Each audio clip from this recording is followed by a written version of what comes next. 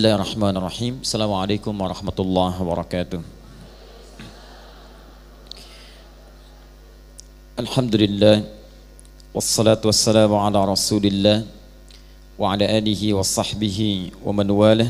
Amma ba'd, faya ibadallah, usi nafsi wa iyyakum bitaqwallahi faqad fazal muttaqun, fala tamutunna illa wa antum muslimun. Faqala ta'ala, يا أيها الذين آمنوا اتقوا الله حق تقاته ولا تموتن إلا وأنتم مسلمون. وقال يا أيها الناس اتقوا ربكم الذي خلقكم من نفس واحدة وخلق منها زوجها وبث منهما رجالا كثيرا ونساء واتقوا الله الذي تساءلون به والأرحام إن الله كان عليكم رقيبا. Para muslimah sekalian yang keberadaannya diistimewakan oleh Al-Quran, diagungkan oleh sunnah Nabi Sallallahu Alaihi Wasallam, bahkan dimuliakan lewat lisan Nabi 3 kali melebihi seorang lelaki, khususnya ayah. Untuk itu saya memberikan satu kalimat selamat, karena saat ini saya sedang dihadapkan pada sosok yang tidak hanya dimuliakan oleh Nabi Sallallahu Alaihi Wasallam, tapi juga diagungkan oleh Al-Quran. Tidak cukup dengan amin, Bu, ya. Baik, karena persoalannya banyak perempuan yang tidak mengetahui tentang kemuliaan dirinya, sehingga ketika Allah jadikan ia mulia, ia melepaskan jubah kemuliaannya. Untuk itulah insya Allah dalam pertemuan pagi ini, semoga Allah turunkan keberkahan di Jumat ini, ibu sekalian, kita akan belajar tentang muslimah dalam Al-Quran.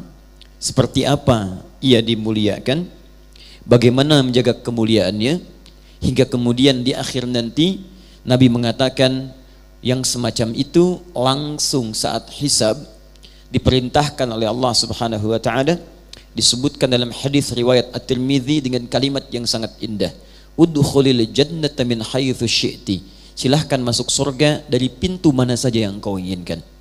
Masuk surga dari pintu mana saja yang engkau inginkan. Kita akan coba kupas persoalan itu, sehingga mudah-mudahan dari Jumat ini ibu khususnya dan kita semua bisa mempertahankan kemuliaan itu, sehingga bekal pagi ini mungkin itulah yang akan mempertemukan ibu dengan surga dan kalimat yang indah tadi. Baik, kita akan coba bahas tentang tema yang sudah ibu publikasikan dan diamanahkan untuk dikaji hari ini, yaitu muslimah dalam Al-Quran. Muslimah dalam Al-Quran. Kita bahas dulu beberapa kalimat yang muncul baik dalam tema atau dalam Al-Quran. Kemudian setelah itu kita bahas konsepnya. Jika ada nanti yang ditanyakan, kita coba diskusikan untuk mendapatkan kesimpulan terbaik insyaallah di pagi ini. Mohon kita bisa fokus dalam bahasan kita, karena waktu kita sangat terbatas, dan pada hari ini pun akan nanti dilangsungkan ibadah Jum'ah, sehingga dengan itu kita coba mengefektifkan pertemuan kita insyaallah. Baik teman-teman sekalian dan pemirsa Akhir TV dimanapun Anda berada, pertama, ibu menyebutkan kalimat muslimah. Muslimah, ada tak di ujungnya. Umumnya, walau tidak semuanya, dalam bahasa Arab setiap kata yang sifatnya general, umum, bila ditambahkan tak di ujungnya, itu umumnya pasti menunjuk pada makna perempuan. Saya ambil contoh misal, jika ibu ingin katakan misalnya mukmin laki-laki, kemudian ibu ingin jadikan untuk perempuan, tinggal tambahkan tak di ujungnya. Mukmin laki-laki, perempuan mukminah. Shaim laki-laki, perempuan, tuh kan dapat ya. Baik, betul ya. Nah sekarang muslim laki-laki, perempuan. Jadi saya tulis dulu ya. Kelihatan insyaallah? Belum saya tulis ya. Apa yang kelihatan? Baik, tidak harus jaminan surga menjadikan kita tidak rasional ya. Baik. Ayo, tulis dulu baru kelihatan ya. Jadi seperti ini tulisannya, muslimah. Ya. Baik, kita tuliskan muslimah. Dari kata muslim, ini penting dulu saya tuliskan supaya mengerti kenapa disebut muslimah. Muslimah, kata generalnya dari muslim, kemudian akar katanya, kata kerjanya dari kata aslama. Baik, ketentuannya disebut dengan Islam. Hasilnya disebut dengan salam. Bisa turunkan dulu turunan-turunan katanya supaya kita paham betul.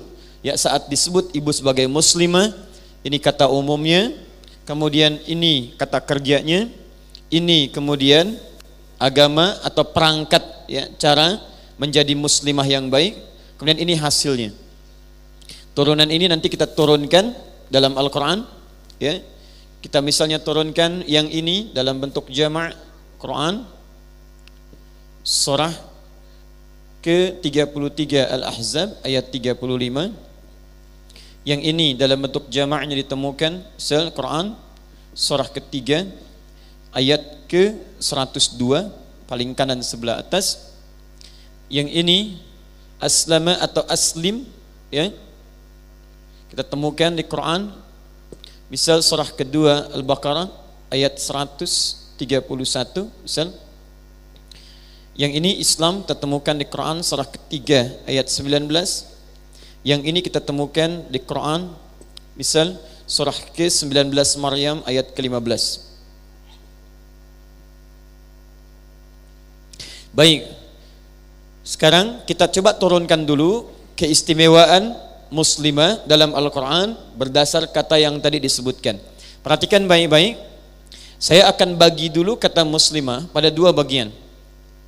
Bagian pertama kata generalnya ini. Bagian kedua hal yang khusus menunjuk pada sifat perempuannya. Tadi masih ingat di awal jumpa kita kalau ingin menjadikan perempuan ditambah apa? Ta. Oke. Saya bagi dua kalimat muslimah, saya pecah muslim dengan ta di sini. Ta marbutah. Ya. Saya turunkan dulu taknya dalam Al-Quran. Tak ini ketika disebutkan di Quran itu ada kalimat khusus yang hanya menunjuk pada perempuan, tidak dimiliki oleh laki-laki. Dan dengan itulah nanti keistimewaan ibu diagungkan oleh Al-Quran dan hadis. Jikalau nanti setiap perempuan tidak memahami keistimewaannya dan tidak menjaganya, itu yang kemudian menjadi berat nanti pertanggungjawabannya di hadapan Allah Subhanahu wa taala, sekaligus menjadikan kehidupannya tidak mudah di dunia. Saya turunkan ini, tak ini disebut dengan kalimat untha dalam Al-Quran. Baik, kemudian kita turunkan Quran surah ke-4 ayat pertama. Kemudian di Quran surah ke-49 ayat ke-13. Keistimewaan pertamanya turunkan di Quran surah ke-7 ayat 189. Kemudian Quran surah kedua ayat 233. Ini dibagi dua. Kemudian dari sinilah ada perintah dalam Al-Quran untuk mengistimewakan. Quran surah 17 ayat 23. Dari sini juga muncul penekanan di Quran surah ke-31 ayat ke-14. Bahkan sampai dewasa di Quran surah ke-46 ayat ke-15. Dikuatkan di hadis Nabi khusus untuk perempuan. Di hadis riwayat Al-Bukhari, nanti saya baca ulang, jangan khawatir. Di kitabnya Adabul Mufrad, Al-Adab Al-Mufrad, nomor hadis yang kedua. Baik. Jelas sampai sini? Belum saya perjelas ya, baru saya tulis. Kita belum mulai, tenang saja ya. Kita baru tuliskan insyaallah.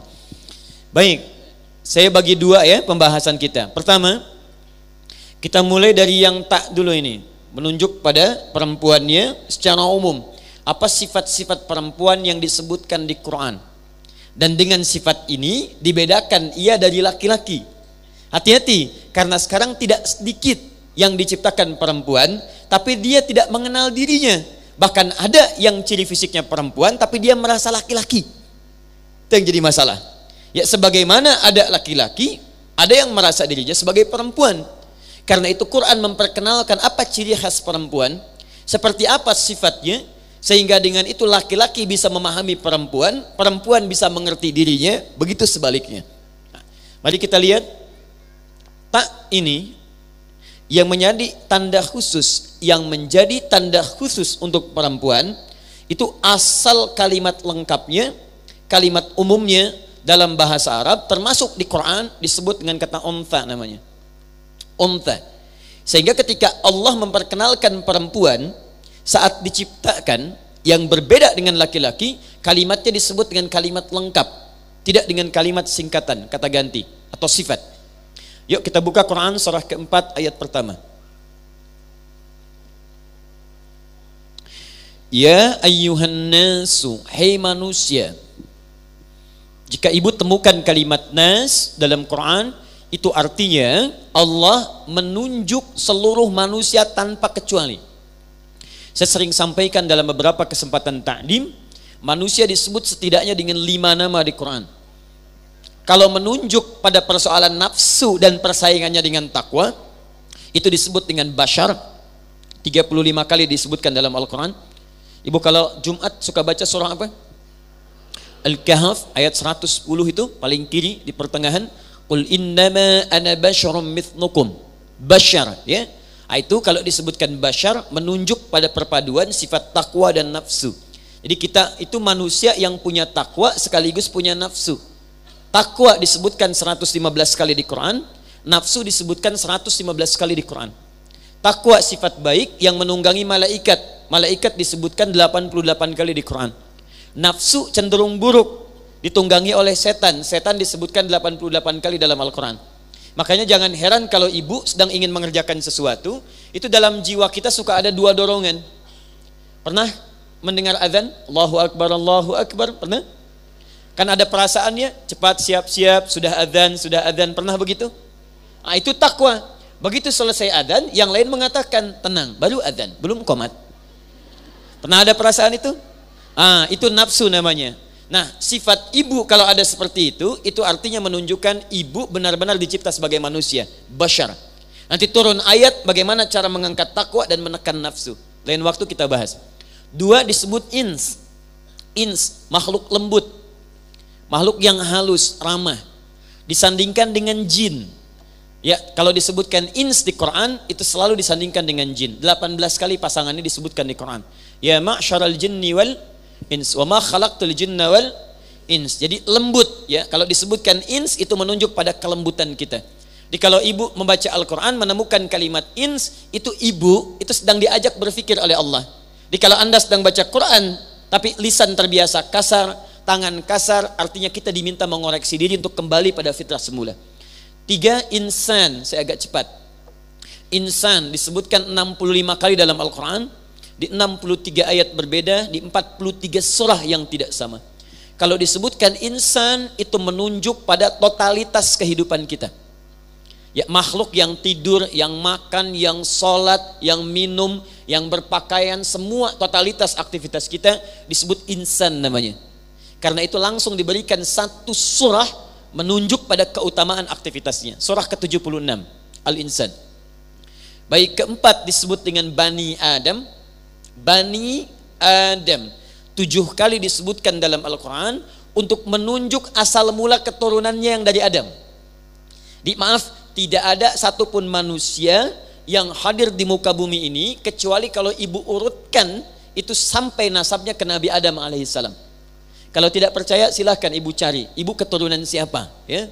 Pasti ujung-ujungnya kembali ke Nabi Adam. Manusia paling mulia Nabi Muhammad SAW diberikan oleh Allah kemuliaan. Maaf, lahir ayahnya sudah tidak ada, tapi nasabnya oleh Allah diperjelas sampai ke Nabi Adam untuk menunjukkan di manusia mulia. Lahir ayah tidak ada, tapi kemuliaannya ditunjukkan sampai menyambung nasabnya ke Adam. Muhammad bin Abdullah bin Abdul Muttalib. Ya, Muhammad bin Abdullah bin Abdul Muttalib bin Hashim bin Abdul Manaf bin Qusay bin Murrah bin Kilab bin Ka'ab bin Ghalib bin Fihr bin Malik bin Nadar bin Kinana bin Khuzaimah bin Mudrikah bin Ilyas alaihissalam bin Nizar bin Mudar bin Ma'ad bin Adnan bin Addi bin Adri bin Muqawwam bin Nagur bin Tarikh bin Ya'rub bin Yastub bin Nabit bin Ismail alaihissalam bin Ibrahim alaihissalam bin Azar atau bin Nakhur bin Abir bin Kinan bin Arfakhshad bin Sam bin Nuh alaihissalam bin Mikhlail bin Matusyalab bin Kinan bin Anwas bin Thith bin Adam alaihissalam. Jadi setiap kita kalau ingin diurutkan pasti akan tersambung pada Nabi Adam. Karena itu disebut kita dengan Bani Adam 7 kali disebutkan dalam Al-Quran. Terakhir Nas. Surah paling favorit An-Nas. Baik ya. An-Nas disebutkan 241 kali dalam Al-Quran. Nah kalau disebutkan An-Nas itu artinya menunjuk semua manusia tanpa kecuali. Sekarang perhatikan rumusnya. Ya ayyuhan nasuttaqu rabbakumul ladzi khalaqakum min nafsin wahidah wa khalaqa minha zawjaha wa batha minhuma rijalan katsiran wa nisaa. Perhatikan. Hei manusia semuanya tanpa kecuali.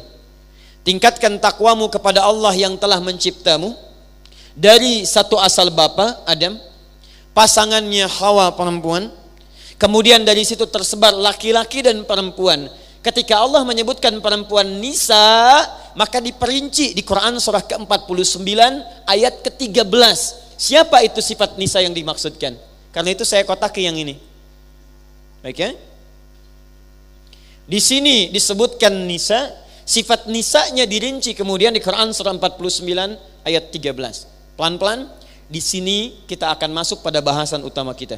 Saya mohon izin untuk sedikit memperlambat. Yang tadi ya ayyuhan nas, yang ini ya ayyuhan nas. Ya ayyuhan nas, inna khalaqnakum min dzakarin wa untha. Ini dia. Hei manusia, saya ciptakan kalian. Awas, ada yang laki-laki, ada yang perempuan. Ketika disebutkan menunjuk pada perempuan dengan menggunakan kalimat untha, perhatikan, dalam bahasa Arab tidak disebutkan kalimat untha kecuali menunjuk pada sifatnya.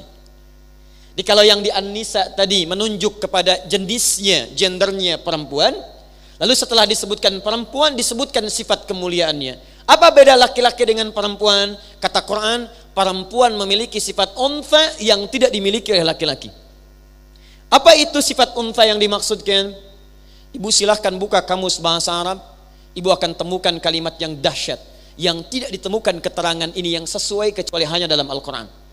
Untha, summiyatil untha, untha dinamai untha dengan untha karena dia memiliki 3 kekhususan yang tidak dimiliki oleh seorang laki-laki. 1, hiya tahmil, dia bisa mengandung. Di untha sifat khusus yang melekat pada makhluk yang bisa mengandung. Hamil. Maaf, laki-laki mengandung? Tidak. Jadi kalau sudah diciptakan sebagai seorang laki-laki, maaf, di antara cirinya dia tidak memiliki sifat perempuan. Perempuan bisa mengandung, laki-laki tidak. Perempuan punya rahim. Quran surah ke-22 ayat yang kelima. Wa nuqirru fil arham, kami tetapkan dalam rahim. Siapa yang punya rahim? Untha. Paham? Baik. 2, watalid, perempuan bisa melahirkan. Sifat untha menunjuk pada keistimewaan yang kedua. 1, perempuan mengandung. 2, perempuan melahirkan. Sudah otomatis. Fokus. Baik, mohon maaf, laki-laki ada yang melahirkan? Maka tolong berikan informasi pada orang yang pernah mengatakan laki-laki akan menyewa rahim. Mau ditempatkan di mana? Kalau dia sewa, siapa yang mau melahirkannya? Baik, jadi kalau sudah diciptakan dengan penciptaan khusus, jangan kreatif untuk mencari yang lain. Awas, hati-hati. Hati-hati, kita itu diciptakan pintar, Bu, dengan akal. Ya, Quran surah ke-2 Al-Baqarah ayat 31, paling kiri sebelah atas. Di bedanya kita dengan makhluk lain diciptakan oleh Allah, begitu diciptakan diberikan sifat. Kita beda, diciptakan oleh Allah langsung diberikan pengetahuan. Ibu bisa bayangkan? Kebayang nggak? Belum saya sampaikan bagaimana bisa dibayangkan. Baik, lihat sini. Hanya manusia yang saat diciptakan oleh Allah, itu langsung diberikan bekal pengetahuan kepadanya. Lihat kalimatnya. Wa 'allama Adamal asma'a kullaha. Kata Allah, saya ajarkan, saya berikan pada Adam bekal pengetahuan yang mampu menyebutkan semua benda di semesta. Allahu Akbar.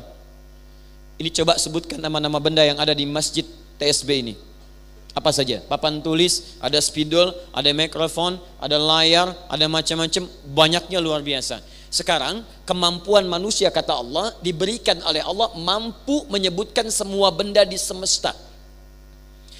Orang barat, Bu, dari California, ya, sekarang menemukan mereka, setelah meneliti keterangan ini, mereka research itu, menemukan sebuah hasil bahwa ternyata paling minimal memori seorang manusia itu, memori manusia itu sampai 100 juta gigabyte. 100 juta. Jadi kalau ibu masukkan ke misalnya hard disk eksternal, punya 100 gigabyte saja, berapa informasi yang masuk ke situ? Memori manusia itu 100 juta gigabyte paling minimal. Ingat baik-baik. Sebagian pakar di barat menyimpulkan bahwa otak manusia itu 90% cerdas. Ingat, kita dicipta sebagai makhluk pintar, cerdas.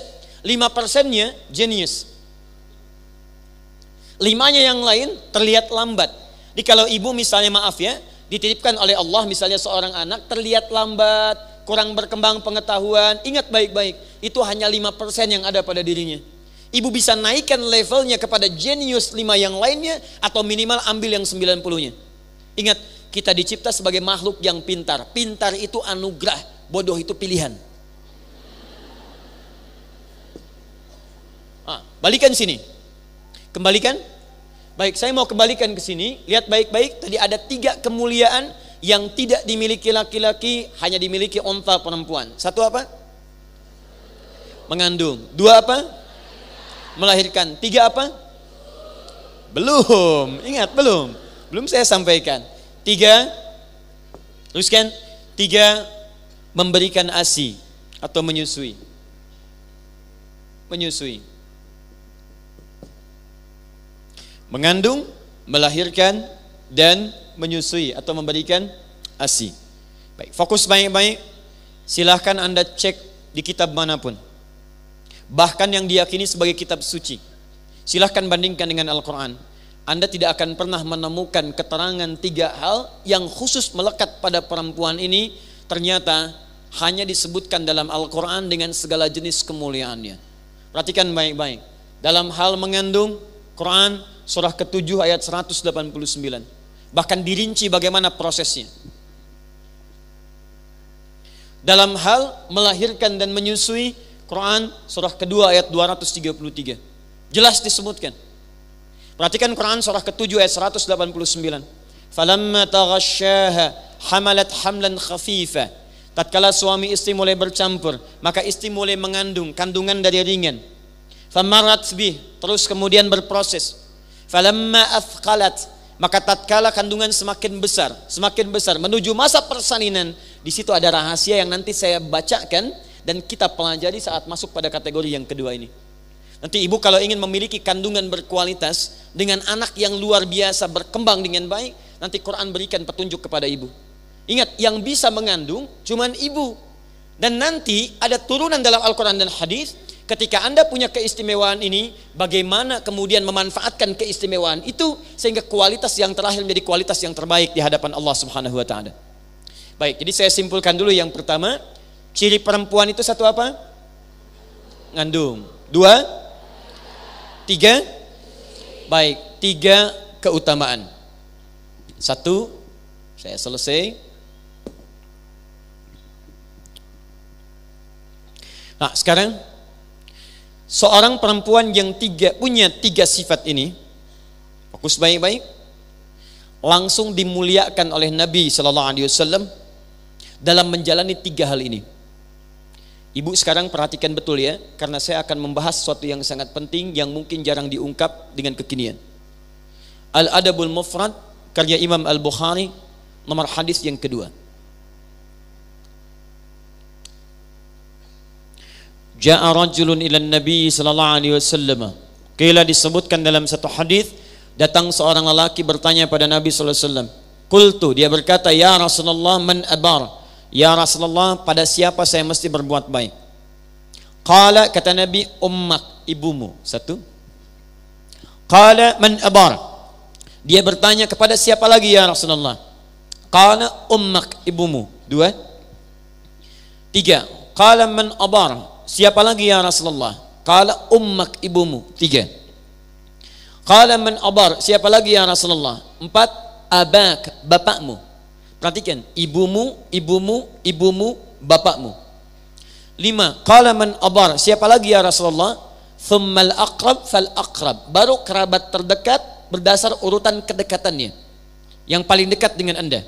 Perhatikan, berapa kali seorang ibu disebutkan di hadis ini? 3 kali. Ibu itu laki-laki atau perempuan? Perempuan. Disebut seorang menjadi ibu jika terpenuhi 3 sifat tadi. Mustahil disebut ibu kalau tidak ada yang dilahirkan. Mustahil disebut ibu kalau tidak punya sifat keperempuanan. Mustahil disebut ibu karena tidak mampu dia memberikan ASI kepada anaknya. Dalam arti punya kemampuan menyusui. Sekarang perhatikan baik-baik. Saya mau kembalikan kepada makna tadi. Kenapa seorang ibu disebutkan 3 kali lebih daripada laki-laki? Jawaban Sayyidina Ali bin Abi Thalib radhiyallahu ta'ala anhu ketika ditanya oleh seorang sahabat. Perhatikan baik-baik. Kata beliau, kenapa Rasulullah menjawab berbuat baik pada ibu 3 kali dibandingkan dengan berbuat baik dibandingkan pada ayah? Kata Ali, karena perempuan punya 3 keistimewaan yang tidak dimiliki oleh laki-laki. Dan dengan keistimewaan ini, itulah yang diangkat derajatnya di sisi Allah Subhanahu wa taala. Jadi maksudnya, kalau ibu memaksimalkan 3 fungsi ini dalam kehidupan ibu, maka nilainya tinggi di hadapan Allah. Bahkan nanti saya tunjukkan pada Anda, ketika Anda menjalani 1 di antara 3 ini, itu Masya Allah senilai dengan jihad fi sabilillah. Jadi kalau ibu sedang menjalani itu kemudian wafat misalnya dengan izin Allah atau sesuai ajalnya, wafat Anda, maka nilai Anda syahid seperti orang yang berjihad di medan perang. Ya, kata Ali, 1, ibu disebutkan 3 kali dibanding bapak karena ibu punya 3 keistimewaan yang tidak dimiliki oleh bapak. Tadi 1, dia mengandung. 2, dia melahirkan. 3, dia menyusui. Berhenti di sini kalimat Ali bin Abi Thalib. Orang barat penasaran. Muncullah kemudian di masa kini, Bu, ada tim disebut dengan tim 18. Berasal dari MIT, Massachusetts Institute of Technology. Mereka meresearch hadis Nabi sallallahu alaihi wasallam yang terkait dengan keistimewaan perempuan. Ternyata Masya Allah, apa hasilnya? Ternyata ditemukan seorang ibu perempuan dari 3 proses ini, ternyata dia memiliki saham pada anak 75% dibandingkan dengan seorang bapak. Dari 3 proses tadi. Ya, lihat, mengandung, melahirkan, menyusui. Ketika 3 itu disempurnakan, hasil penelitian terkini dan ini nyata disebutkan. Apa dampaknya? Ibu bisa memberikan 75% pengaruh kepada anak dibandingkan dengan ayah. Jadi kalau saya sebutkan ada 100%, 75-nya untuk ibu, 25-nya untuk ayah, berarti ibu berapa bagian? 3 bagian. Ayah berapa bagian? 1 bagian. Perhatikan, penemuan terkini menyebutkan ketika Nabi menyebutkan ummuka, ibu, bukan hanya menunjukkan kemuliaan anak untuk menghormati ibu 3 kali dibandingkan dengan ayah, tapi ternyata kata orang-orang sekarang, ibu memiliki saham 75% pada anaknya. Nah, saham itu dibawa lewat apa? Ditemukan sekarang dalam disiplin ilmu namanya biologi molekuler. Ada satu genetik yang hanya diturunkan oleh ibu bukan oleh ayah. Disebut sel mitokondria namanya. Ya, mitokondria.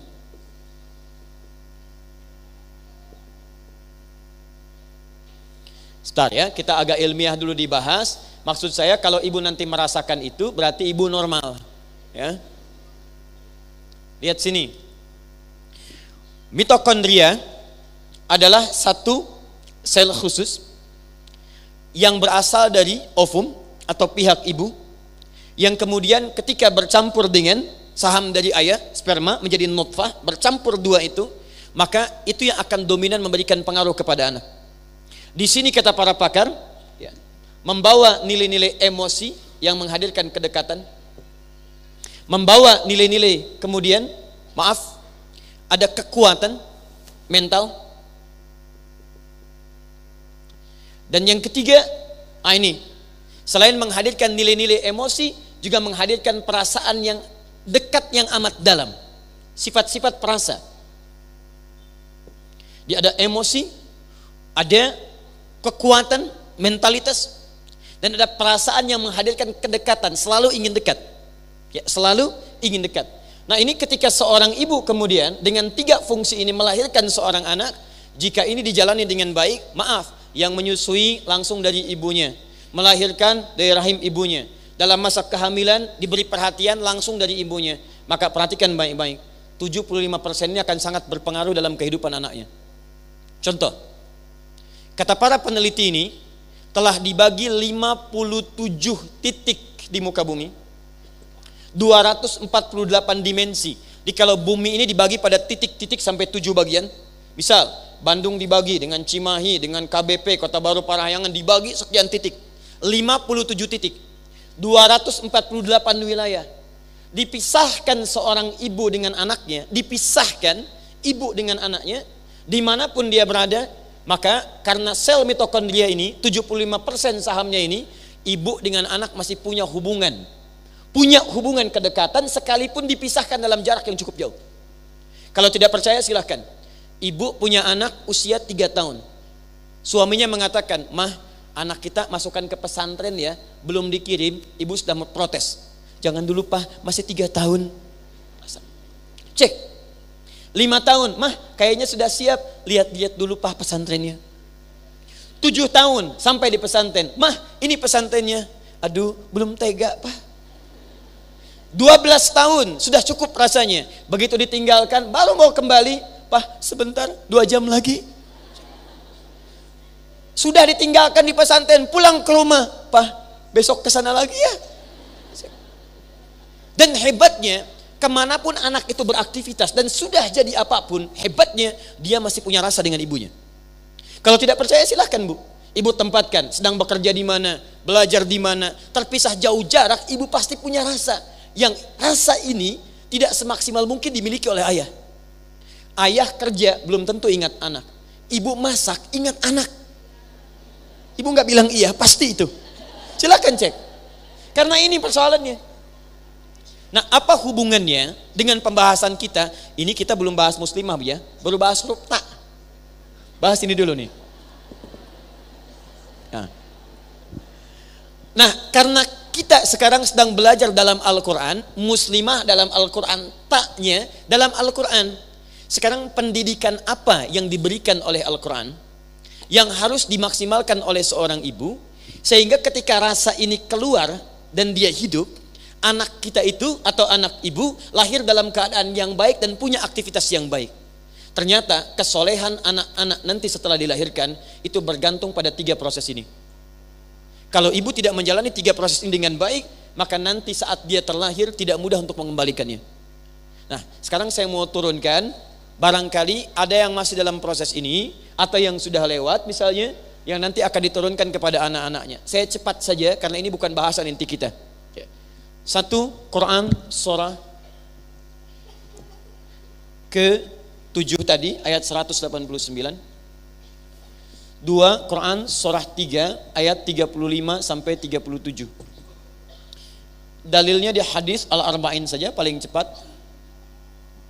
Nomor hadis yang keempat.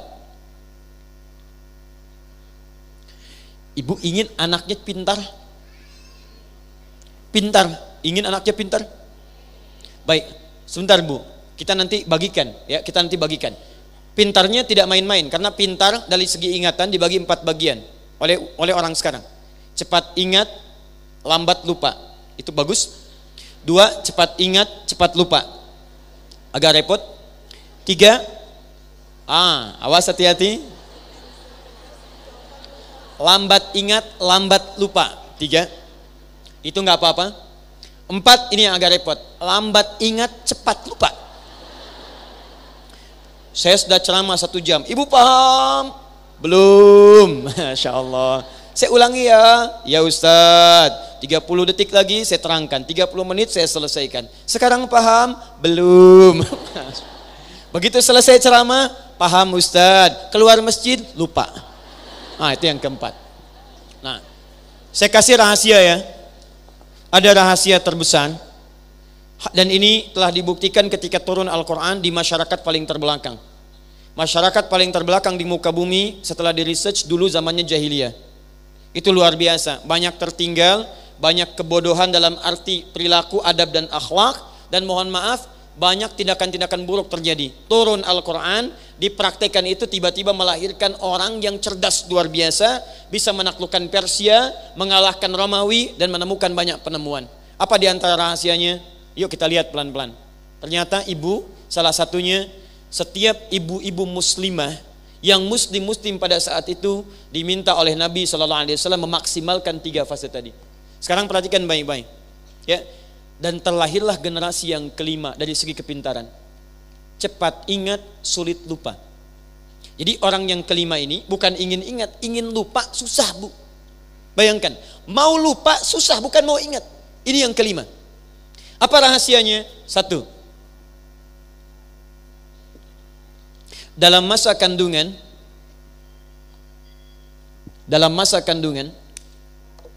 orang tuanya, terkhusus ibu itu seringkali meningkatkan amal saleh. Awas ya, nanti saya sampaikan informasi pada Anda yang sekarang sering meresearch Al-Quran dan hadis, itu orang-orang Yahudi sekarang. Jangan salahkan dengan perilakunya, karena yang punyanya itu kita tidak menguraikannya. Di mereka research, mereka kerjakan, walaupun mereka meyakini isinya, tapi mereka tepikan keyakinannya. Sekarang lihat baik-baik. Lihat baik-baik Quran surah 7 ayat 189. Ya, falamma taghasyaha hamalat hamlan khafifa famarrat fi falamma athqalat da'wa Allah rabbahuma la in ataitana salihah lanakunanna minasyakirin. Ada isyarat di ayat ini kalau fase kandungan sedang dialami, maka orang tua, terkhusus ibu ataupun calon ayah, paling minimal itu memperbanyak doa kepada Allah Subhanahu wa taala supaya anaknya terlahir dalam keadaan yang saleh. Kalau ibu ingin teruskan lagi, contoh Hannah. Ibu pernah dengar nama Hannah? Istrinya Imran. Ibu kenal Imran? Biasa. Ibu ini kenapa ya? Imran, ya. Imran disebutkan di Quran surah ketiga, Ali Imran, keluarganya Imran. Ya, Imran itu ya kekerabatannya dengan Nabi Zakaria. Nabi Zakaria kerabatan dengan Nabi Yusuf. Nabi Yusuf anaknya Nabi Yaqub. Nabi Yaqub anaknya Nabi Ishaq. Nabi Ishaq anaknya Nabi Ibrahim alaihissalam dari Sayyidah Sarah. Baik, Imran menikah dengan Hannah. Hannah saat menikah dengan Imran kemudian mengandung. Perhatikan, apa yang dilakukan oleh Hannah diabadikan di Quran untuk memberi petunjuk pada para muslimah kemudian hari. Lihat baik-baik. Idh qalat imra'atu Imran, Rabbi inni nazartu laka ma fi batni muharrara. Ketika Imran pelajari, pahami ketika Imran punya istri namanya Hannah saat mengandung itu sering memperbanyak ibadah pada Allah Subhanahu wa taala. Paling minimal kata Allah, dia rajin berdoa. Ya Allah, mohon jadikan anak saya anak yang saleh, anak yang dekat denganmu, jadi ahli ibadah. Perhatikan, dalam kandungan ada sunnah dalam Al-Quran bagi setiap perempuan yang punya sifat-sifat ini, yang tidak dimiliki oleh laki-laki. Jika dalam masa kandungan itu, maka perbanyaklah perbuatan-perbuatan baik. Sekarang, saya saat mengandung istri saya,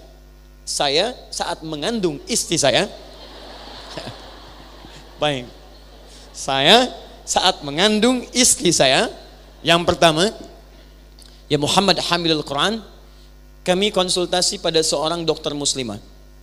Datang untuk melihat kondisi fisik. Perhatikan apa yang terjadi. Ini kalimat nyata dan saya masih ingat betul sampai saat ini. Beliau katakan, Pak, sudah ada penelitian dokter-dokter muslim se-Asia, ahli kandungan. Dan beliau belum tahu ayatnya.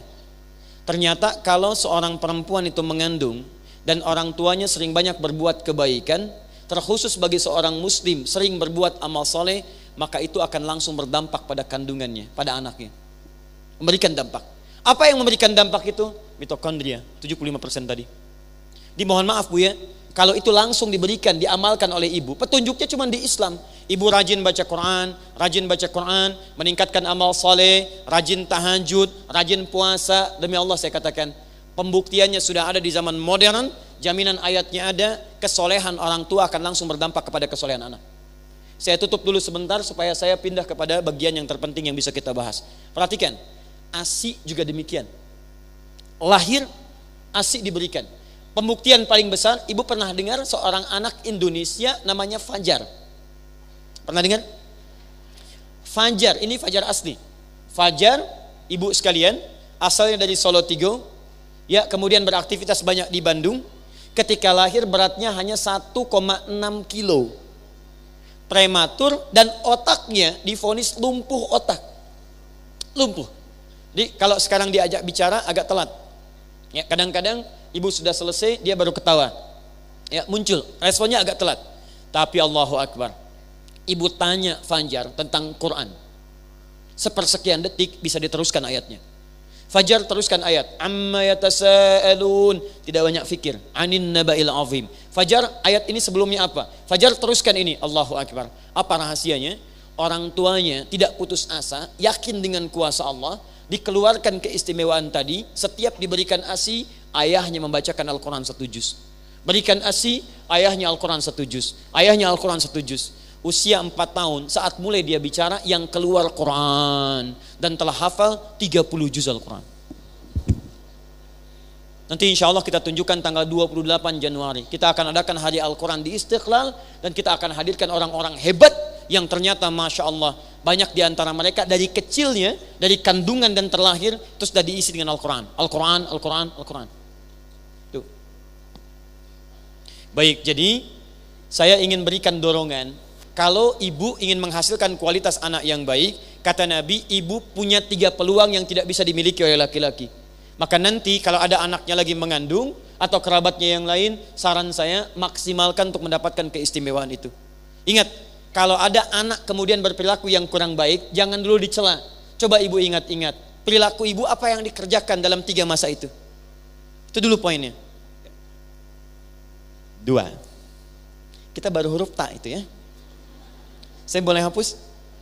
Wah ya, spesial untuk para ibu. Datang sendiri, narangin sendiri, nulis sendiri, hapus sendiri. Luar biasa. Hari Jumat lagi, Masya Allah. Alhamdulillah. Ya. Sampai jam berapa kita ini? Masya Allah. Silakan sampai jam 11 ya, saya mau Jumatan. Ayo, 2. Tak yang kedua. Ini masih huruf tak ya, agak bersabar. Disebutkan langsung taknya. Jadi kalau tadi sifat-sifat kemuliaannya 3 tadi, mengandung, melahirkan, menyusui, punya potensi di 3 fase ini untuk mewariskan genetik berupa mitokondria, membentuk anak yang hebat. Hebat intelektualitasnya, emosionalnya, plus juga intelektualnya. Tolong manfaatkan ini. Dan kalau ibu berjuang memberikan yang terbaik di masa itu, maka Masya Allah pertaruhannya surga. Wafatnya langsung syahadah, syahid. Kalau ibu amal salahnya sedikit, amal solehnya banyak, wafat saat mengandung, wafat saat melahirkan, wafat misalnya saat menyusui, maka mohon maaf itu nilainya sama dengan syuhada. Wafat dalam keadaan syahid seperti orang berjuang di jalan Allah Subhanahu wa taala. Baik. 2. Saya baca hadis sahih riwayat Al-Bukhari di Al-Adabul Mufrad. Pernah ada seorang pemuda, Bu, saking Nabi memuliakan 3 ini, 3 keutamaan ini, Nabi saja muliakan ibu. Kenapa ibu tidak memuliakan diri sendiri? Ya, cara memuliakan ini maksimalkan dengan memaksimalkan momen itu pada kebaikan-kebaikan. Seorang pemuda ingin berjihad, dia berangkat. Tiba-tiba dilaporkan oleh temannya, ibunya menangis karena belum siap melepasnya. Itu jihad yang taruhannya surga, dipanggil oleh Nabi pemuda itu. Datang sini, kata Nabi. Begitu datang, apa kalimatnya? Pulang pada ibumu, buat dia tertawa seperti engkau membuatnya menangis. Ibu bayangkan, rasa tadi yang sangat dalam, yang pernah mengandungnya, yang pernah melahirkan, yang pernah memberikan ASI, belum memberikan kesiapan dia untuk berjuang keluar, Nabi memindahkan jihad di medan perang kepada jihad di rumah untuk berbakti pada ibunya. Maksud saya, kalau ibu benar-benar memaksimalkan fungsi ini, maka Allah akan rawat anak-anak ibu untuk berbakti kepada ibu di kemudian hari. Sampai Nabi memanggil pemuda itu untuk kembali berbakti pada orang tuanya. Jadi kalau mohon maaf ya, betul-betul maksimalkan fungsi ini, maka nanti ibu akan lihat di masa depan anak ibu akan banyak baktinya kepada ibu. Ibu kenal Maryam? Imran kenal, Hannah kenal, Maryam kenal, luar biasa. Ayo baca lagi Quran surah 3 ayat 35 sampai 37. Kan ibunya yang mengandung, ibu yang mendoakan di situ, ibu yang memberikan nama, ya, dengan suami mendorongnya. Dicarikan pengajar namanya Nabi Zakaria, dibuatkan mihrab. Ketika semua itu dimaksimalkan, turun jawaban. Fataqabbalaha rabbuha. Kata Allah, saya terima ikhtiar ibu dan ayah ini, wa ambataha nabatan hasana. Saya rawat anak ini sampai dia dewasanya. Jadi kalau seorang ibu memaksimalkan 3 fungsi ini, bukan cuma ibu yang berikhtiar merawat anaknya, Allah yang menjaga dia. Ibu bisa jaga anak ibu di rumah, tapi ketika dia mulai sekolah, siapa yang merawat dia di sekolah? Siapa yang memastikan dia punya teman yang baik? Siapa yang memastikan dia bisa jajan makanan-makanan yang baik? Tadi malam kami talk show dengan sahabat kami, ahli otak, ahli saraf, ya, neuropsikolog. Ibu bisa bayangkan di rumah saja, itu pengaruh-pengaruh buruk bisa hadir ke rumah. Saat ibu ada di rumah, siapa yang mengawasi dia pegang handphonenya? Jadi kalau ibu tidak serahkan kepada Allah dengan pendidikan yang baik ini, mustahil bu, mustahil demi Allah saya katakan, akan ada nilai rasa kebaikan kepada kedua orang tuanya. Ibu pernah dengar kisah Nabi Ismail ketika akan disembelih? Pertanyaan siapa yang mengandung Nabi Ismail? Ibunya Sayyidah Hajar. Siapa yang melahirkannya? Sayyidah Hajar. Siapa yang memberikan asinya? Jangan ngarang, karena saat akan diberikan asi tidak keluar. Awas, mengarang hanya di pelajaran bahasa Indonesia.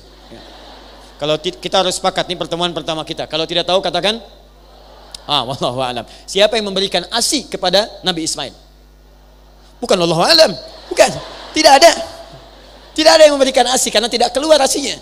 Tapi lihat, Zam-Zam dicari oleh ibundanya, ditemukan kemudian diberikan bagian dari itu, diganti dengan yang terbaik oleh Allah Subhanahu wa taala. Yang saya ingin maksudkan, ibu buka nanti buku yang sangat bagus. Sudah ada terjemahan bahasa Indonesianya. Namanya Al-Akhlaq lil Banin. Akhlak lil Banin. Untuk perempuannya akhlak lil banat. Akhlak, pendidikan akhlak untuk perempuan atau laki-laki. Jadi ada 2. Pengarangnya Ustadz Omar Ahmad Baraja. Omar Ahmad Baraja. Asalnya ditulis pakai bahasa Arab. Beliau menulis sampai jilid ke-4, mau masuk yang ke-5 meninggal dunia dalam penulisannya. Baik, sudah diterjemahkan ke bahasa Indonesia. Yang di bahasa Arab, coba lihat jilid yang kedua, warnanya biru, halaman 25, paling kanan di pertengahan. Ibu lihat ini kalimatnya. Jarang diketahui ketika Nabi Ismail akan dikorbankan itu, kemudian diganti dengan sembelihan yang besar. Tidak banyak orang tahu ada 3 peristiwa yang sangat menarik. Begitu mau dikorbankan, disembelih, kata Nabi Ismail, ya abati, duhai ayah, mohon tajamkan pisaunya sebelum saya disembelih, supaya dengan pisau yang tajam itu mempercepat penyembelihan saya dan mengurangi rasa sakit yang mungkin akan saya alami. Bukan karena sakitnya, saya khawatir kalau saya terlihat meronta, ayah tidak tega menyembelih saya. 2, ya abati, duhai ayah, mohon kencangkan ikatan ini, diikat, supaya nanti saya khawatir kalau ikatan terlampau longgar, saya bergerak sedikit, ayah merasa iba untuk menyembelih saya. 2. Dan ini jadi sunnah di kemudian hari, kalau ingin menyembelih tajamkan pisaunya, kemudian kuatkan ikatannya. Tapi lihat yang ketiga, ya abati, duhai ayah, tolong pisahkan gamis putih yang saya pakai ini, mohon lipatkan dengan baik dan berikan sebagai tanda cinta kepada ibunda yang telah melahirkan putra satu-satunya. Hadiah terakhir untuk ibunya. Di dalam wafatnya saja, dalam tanda petik, di penghujung yang ia rasakan nyawanya akan melayang, itu masih memikirkan ibundanya. Dari mana semua itu terlahir? Karena perhatian ibu yang begitu besar kepadanya. Zam, zam, zam, zam, zam, zam. Dan karena itu semua kisahnya dibalik oleh Allah Subhanahu wa taala, dengan takdirnya diganti sembelihan dengan sembelihan yang lain. Dan jadilah cinta kemudian bersemai di kehidupan rumah tangga. Ibunya baik, ayahnya baik, anaknya berbakti kepada kedua orang tuanya. Jadi itu bagian pertama, untha. Tak yang kedua, saya agak cepat. Sekarang berubah. Dari yang tadinya sifat bawaan, sekarang berubah jadi sifat kemandirian, jadi makhluk sekarang. Ya, kalau tadi maaf baru sifat, sekarang jadi wujudnya. Perempuan kalau sifatnya sudah terbawa membentuk wujud yang utuh beraktivitas, maka kalau sendirian taknya berubah jadi mar'ah namanya. Mar'ah. Taknya masih ada. Mar'atun. Awas, hati-hati. Di tak yang kedua saya harus terangkan karena tidak sedikit perempuan tidak kenal siapa dirinya. Ingat, yang tiga sifat bawaan. Tapi kalau tiga ini sudah berwujud jadi makhluk, seperti ibu sekarang, jalan, beraktivitas dan sebagainya, ibu disebut oleh Quran berubah dari onta jadi mar'ah kalau sendirian. Apa itu mar'ah? Mar'ah itu secara bahasa, dia setidaknya memiliki tiga arti. Satu, dari kata muru'ah, sifat yang cenderung senang pada keindahan. Jadi kalau dia sudah semakin tumbuh, ya bawaan yang tadi melekat pada dirinya memunculkan satu keunikan, satu senang pada keindahan. Silahkan cek. Setiap perempuan yang tercipta oleh Allah Subhanahu wa taala itu cenderung punya kecenderungan senang pada keindahan, tampil dengan keadaan indah. Saya mau berangkat, baju saya sedikit agak lecek, saya biasa saja berangkat. Terlihat oleh istri saya perempuan, Buya, lepas setrika. Indah. Ibu lihat keluar, pot agak sedikit miring, perbaiki. Mau ke pengajian, pakai seragam. Indah. Udah seragam ini, seragam itu, tampil beda, wajar, biasa. Normal, ya. Jadi kalau ibu sedang senang pada keindahan, ingin tampil lebih baik, itu normal namanya. Jika ada perempuan tidak senang dengan kerapian, tidak senang rapi, tidak senang indah, ada yang kurang tepat dalam bawaan sikap dirinya. Kadang biasanya yang jadi korban suaminya. Papa, mau berangkat ke taklim, baju yang bagus mana ya, Pak? Hijau atau biru? Masya Allah. Kata suaminya, biru deh mah. Kayaknya hijau deh, Pak. Masya Allah. Dia nanya, tapi sudah punya jawaban, Bu. Mending kalau dipakai, begitu berangkat, pink. Luar biasa. Dua. Maaf, saya langsung cepat saja. Saya berikan dua saja di antara yang tiga supaya waktu kita lebih efektif. Dua, sifat perasa yang dalam. Sifat perasa yang dalam. Kalau di ilmu psikologi disebut dengan Einfuhlung, IF. Di mar'ah disebut mar'ah. Kalau tiga tadi melekat pada dirinya, karena punya jiwa rasa yang dalam, maka itu akan terkumpul pada pribadi perempuan. Makanya mohon maaf Bu ya, kalau ibu lihat sesuatu misalnya yang menyentuh, kan perempuan lebih cepat mengeluarkan air mata dibanding laki-laki. Pah, itu kayaknya belum makan, Pah. Ya. Lihat TV ada tayangan India, tiba-tiba melihat langsung nangis itu kan. Padahal di balik pohon aja cuman ngumpet ya. Baik. Misal pelan-pelan. Tapi hati-hati. Sifat ini kalau dibawa ke rumah tangga itu yang agak repot. Ya, terkhusus mungkin ini bab untuk laki-lakinya, tapi ibu harus kenal siapa diri ibu untuk mengendalikannya. Orang Arab memberikan peribahasa yang sangat dalam. Lihat baik-baik. Kata orang Arab, al-mar'atu kal mir'ah. Sifat sensitivitas perempuan itu seperti cermin. Makanya tidak jarang perempuan lekat dengan cermin. Silahkan cek. Mau berangkat, bercermin. Di tas, cermin. Keluar mobil, lihat spion. Masuk masjid, ada kaca, perbaiki lagi, gitu kan? Itu normal. Tapi lihat. Ini pelakunya banyak ya. Lihat sini, al-mar'ah kal mir'ah. Cermin. Saya tanya pada ibu, cermin itu bisa kalau saya hancurkan, saya lempar, bisa saya susun lagi tidak Bu? Yang tidak angkat tangan. Yang bisa angkat tangan. Yang wallahu alam tidak usah angkat tangan. Baik, lihat sini. Cermin kalau saya lempar, hancur, itu bisa saya susun lagi. Tapi susunan itu tidak mampu memantulkan bayangan yang sempurna. Nah, kata orang Arab, al-mar'ah kal mir'ah, sensitivitas cermin itu persis seperti perempuan jiwanya. Kalau perempuan itu tersakiti, ya maaf, terhancurkan dirinya, itu bisa cepat memaafkan tapi sulit melupakan apa yang dialami.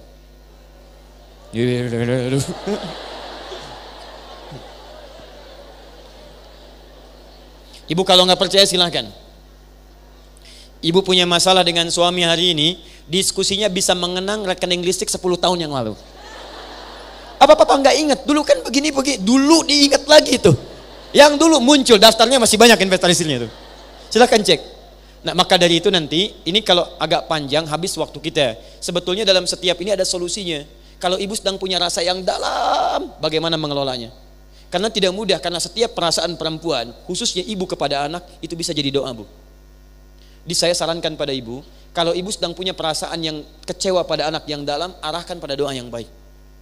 Ya, ada di Arab seorang anak, anaknya aktif luar biasa. Saya tidak berani mengatakan anak nakal, karena tidak ada anak yang nakal. Yang ada orang tua yang kurang sabar. Ini, lihat, ada anak orang menyebutnya nakal, saya menyebutnya aktif luar biasa. Ini anaknya, Bu, luar biasa, main, datang sana sini. Satu kali ibunya sedang masak di dapur, ibundanya masak di dapur, anak-anak ini tiba-tiba masakan sudah jadi, karena ada tamu untuk ayahnya. Anak ini datang bermain dengan pasir, datang, Umi, tarot, makanannya dikasih pasir. Pertanyaan saya, maaf ya, ini tamu sudah hampir datang, masakan sudah jadi, siap disambut, anak ibu datang bawa pasir, disiram makanan bagai pasir. Respon ibu bagaimana? Tuh kan, marah, sulit melupakan. Lihat, nanti ada cara, Bu, ada cara bagaimana mengelola perasaan pada yang positif. Kalau ibu marah pada anak, apa solusinya? Apa manfaatnya? Apakah dengan dijewer hilang sifatnya? Apakah dengan dipukul, misal, maaf, makanan kembali jadi utuh? Tidak. Perhatikan cara Islam memberikan dorongan. Kata ibundanya, dia berikan solusi lewat doa dulu. Ente izhab ilal haram takunun imaman hunak. Kamu pergi ke Masjidil Haram jadi imam di sana.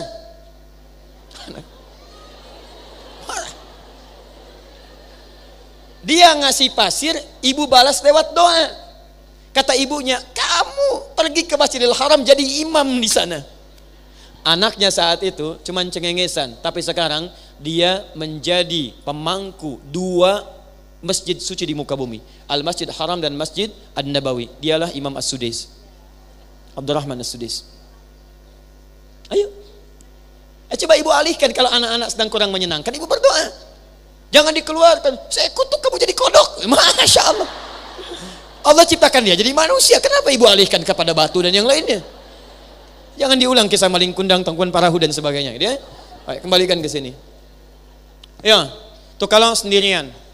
Kalau banyakan dirubah lagi namanya. Ini perempuan tuh paling unik di Quran. Laki-laki tidak begitu. Ya, tapi nanti bagian pengajian bapak-bapak saya rubah lagi kalimatnya. Bismillah. Lihat. Ini kalau sendirian, kalau banyakan langsung dirubah kalimatnya, bahkan diturunkan satu surah dengan namanya. Berubah jadi Nisa, An-Nisa. Ibu mesti hati-hati. Ibu harus kenal diri ibu. Tidak kenal itu bahaya. Dan ini nanti yang kebanyakan mengantarkan perempuan pada neraka. Apa artinya Nisa? Bukan. Kan tadi saya sampaikan, Nisa itu bukan perempuan. Nisa itu perempuan-perempuan. Betul, kalau berkumpul jadi banyak. Kalau satu orang, tadi namanya mar'ah. Sifatnya untha di bawah 3 tadi, membentuk karakter jadi mar'ah. Tapi karakter ini bisa berubah ketika dia berkumpul. Hebatnya Quran memberi isyarat dari mar'ah jadi nisa. Nisa itu asal katanya seakar dengan kata nasa. Nasa di antara maknanya seakar dengan ini adalah sifat yang gemar mencurahkan apa yang dirasakan. Suka cerita. Saya tidak sebut gosip ya, suka cerita. Curhat. Jadi perempuan itu sependiam apapun kalau sendirian, itu kalau berkumpul dengan temannya punya potensi cerita. Silahkan cek. Walaupun momentumnya bisa majelis taklim, bisa cerita, Bu. Bisa cerita. Cuma yang jadi masalah kadang-kadang kalau yang diceritakan bagus nggak ada masalah. Ini kadang-kadang sifat nasa itu karena gemar cerita. Kadang di Quran diberikan isyarat jangan sampai yang diceritakan itu yang tidak seharusnya diungkap. Contoh, ibu ingin jadi perempuan salihah? Baik, buka Quran surah 4 ayat 34, paling kiri sebelah atas. Quran surah 4 ayat 34, suratnya ibu tuh. Ayat 34 paling kiri sebelah atas. Saya langsung ke pertengahan ayatnya. Fassalihatu, ciri perempuan yang salihah itu qanitatun, taat pada suaminya dengan cara menaati yang baik-baik. Taat kepada Allah, saya ulang, taat kepada Allah dengan cara menaati suaminya pada yang baik-baik. Saya nanti bahas qanitat saat saya membahas makna muslim. Saya simpan dulu. Sekarang lihat yang kedua. Hafizatun lil ghaibi bima hafizallah. Dan ciri yang kedua, dia mampu menjaga aib keluarga, khususnya suaminya kalau sudah berumah tangga, yang sudah Allah jaga. Ini ada rahasia Bu ya, saya bagi di antara kita saja pagi ini. Perhatikan baik-baik. Kalau ibu punya masalah di rumah tangga, kata Quran jangan coba-coba dibuka keluar.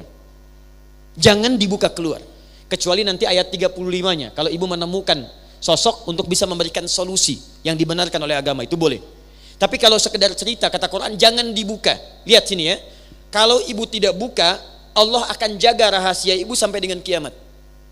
Dan diberikan solusi saat ibu berada di dunia. Kata Nabi, kalau kamu punya masalah di malam hari, jangan ungkap di siang hari. Allah tutup masalah itu, Allah percepat penyelesaiannya. Tapi kalau anda buka keluar, kata Allah, bima hafizallah, pertama dicela oleh Allah. Hei, saya sudah jaga, kenapa kamu buka? Saya sudah tutup, kenapa kamu buka?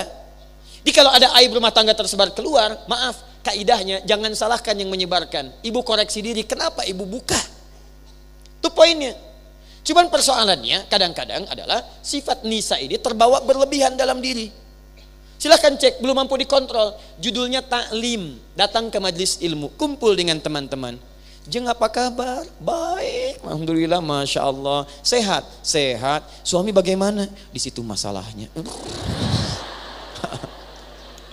Di situ masalahnya.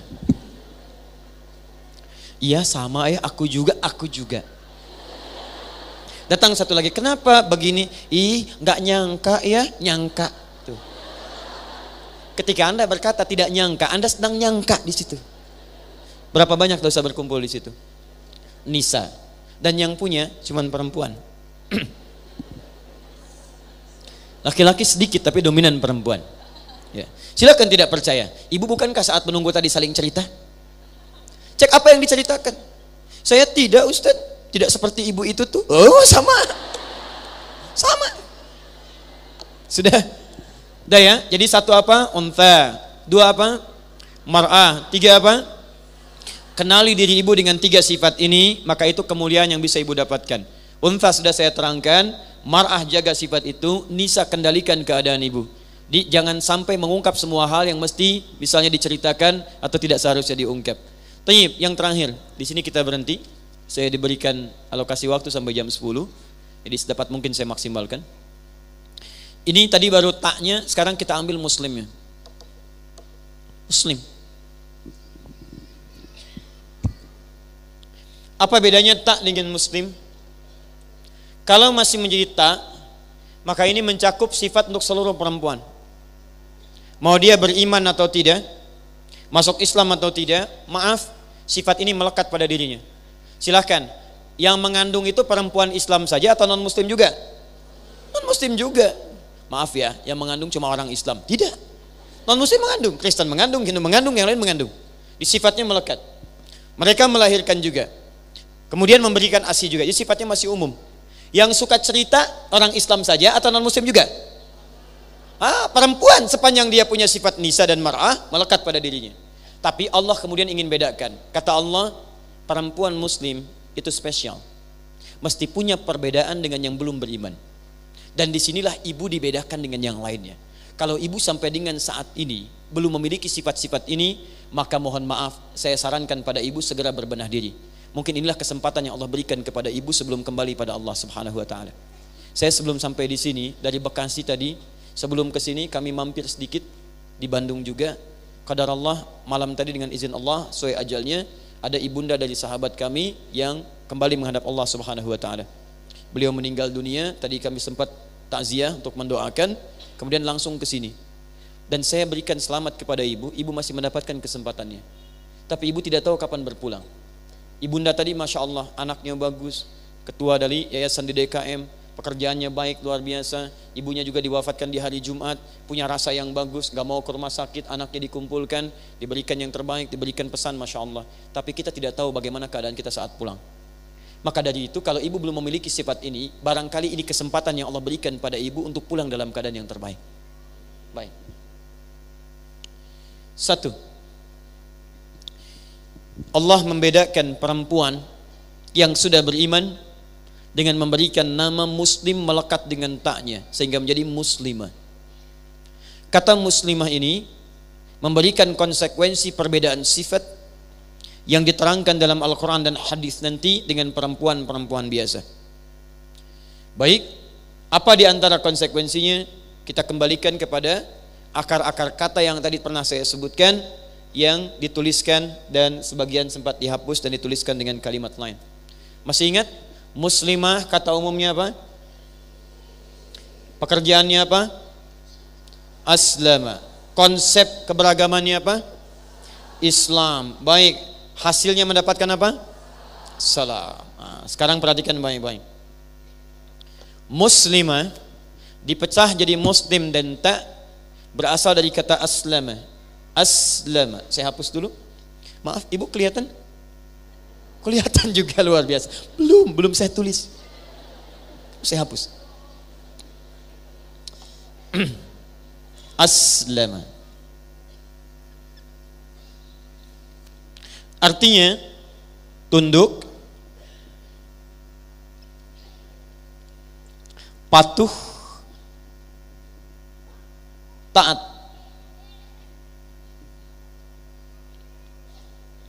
Tunduk, patuh, taat.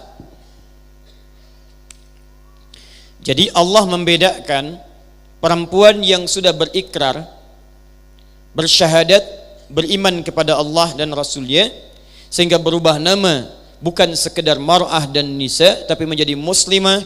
Maka sifat pertamanya diturunkan keterangan. Perhatikan baik-baik.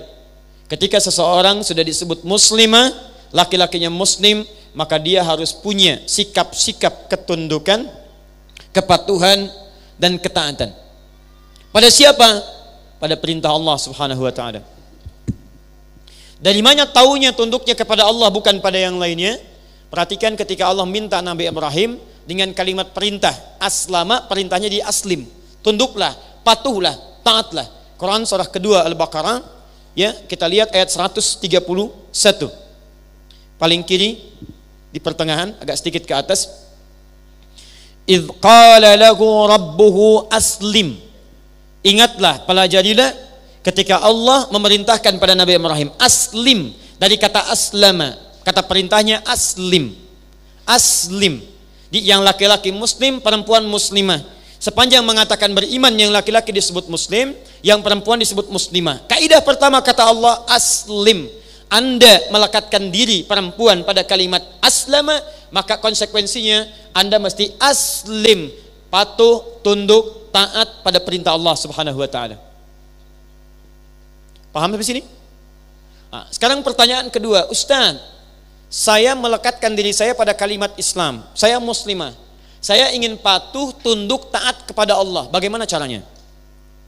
Ketika ibu kemudian ingin menerjemahkan konsep kepatuhan, ketundukan dan ketaatan ini kepada Allah, maka Allah kemudian berikan cara kita untuk mempraktikkan nilai-nilai ini.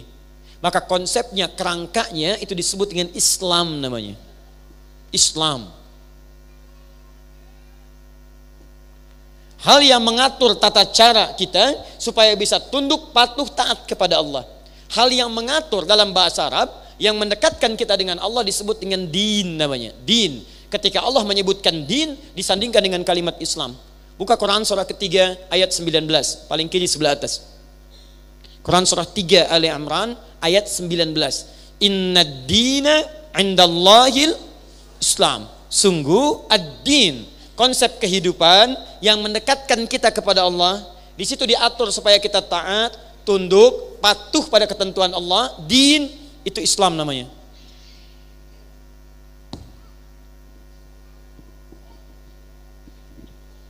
Baik, fokus. Sekarang kalau kita katakan saya muslimah dan saya siap menjalankan ketentuan dalam Islam. Bagaimana caranya? Nah, aturan-aturan ketentuan dalam Islam itu hanya diatur di dua sumber. Satu, ketentuan utamanya dalam Al-Quran, kemudian prakteknya terdapat dalam sunnah. Al-Quran dan sunnah. Karena itulah kita berikan tema kita, muslimah dalam Al-Quran. Terjemahannya nanti lewat sunnah. Sekarang kita turunkan apa saja yang menjadi kekhususan bagi perempuan muslimah dalam Al-Quran, yang dengan itu dinilai ketaatannya di hadapan Allah Subhanahu wa ta'ala. Dan nanti saya berikan keterangan di akhir, ibu bisa memaksimalkan ini, ibu akan diberikan kenyamanan hidup di 3 alam, dunia, alam kubur, dan akhirat. Nanti kita turunkan. Bahkan kalau ibu bisa maksimal lagi, Allah akan jaminkan ibu mendapatkan mahkota saat di akhirat yang langsung diberikan oleh anak yang pernah ibu kandung dalam kehidupan dunia. Dan ibu digandeng masuk surga dan disambut oleh malaikat. Dikatakan kepada ibu, salamun alaikum bima sabartum. Selamat bisa masuk surga. Ya, udkhuluha bisalamin aminin. Silahkan masuk surga dengan perasaan yang nyaman dan tentram. Bismillah. Jelas insyaallah? Belum saya terangkan ya, kan baru saya uraikan sedikit. Bismillah. Ibu kenapa sebetulnya? Ya, Imran kenal, Nabi kenal. Belum ditulis sudah kelihatan, belum dijelaskan sudah jelas. Luar biasa. Hari Jumat berkah ya. Ayo fokus. Baik, satu.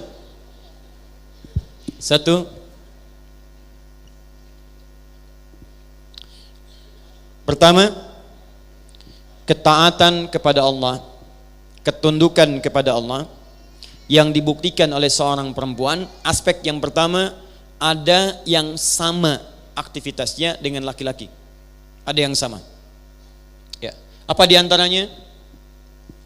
Rukun yang 5, ibadah yang 5, rukun atau pokok yang 5. Agama kita Islam punya 5 pokok. Dalilnya di hadis riwayat Muslim. Ibu kalau punya kitabnya lihat jilid yang pertama, bab muqaddimah, ya, nomor hadis yang ke-8, paling kiri sebelah atas, riwayat Umar bin Khattab radhiyallahu taala anhu. Kalau tidak punya Sahih Muslim, lihat kitab Al-Arba'in karangan Imam An-Nawawi, nomor hadis yang kedua. Nabi ditanya tentang pokok keislaman.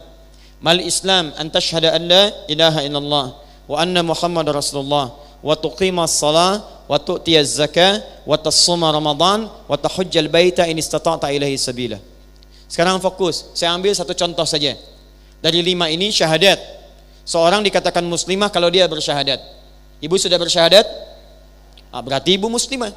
Kalau ibu sudah mengatakan muslimah, maka ibu diikat dengan 4 amalan yang lainnya. Saya ambil satu contoh. Amalan pertama salat. Salat, maka berlaku sejajar antara perempuan dengan laki-laki. Ya, laki-laki muslim dia harus salat. Perempuan muslimah dia harus salat. Karena itu kalimat salat ketika diperintahkan oleh Al-Quran menggunakan bahasa yang berlaku untuk laki-laki dan perempuan. Silahkan cek Quran surah kedua Al-Baqarah ayat ke-43, paling kanan di pertengahan. Wa aqimus shalah wa atuz zakah.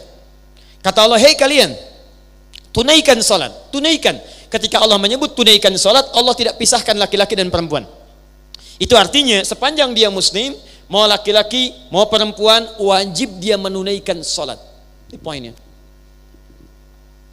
Nah, hanya persoalannya, salat seperti apa yang diuraikan oleh Quran yang menjadi dasar ketaatan kita di hadapan Allah.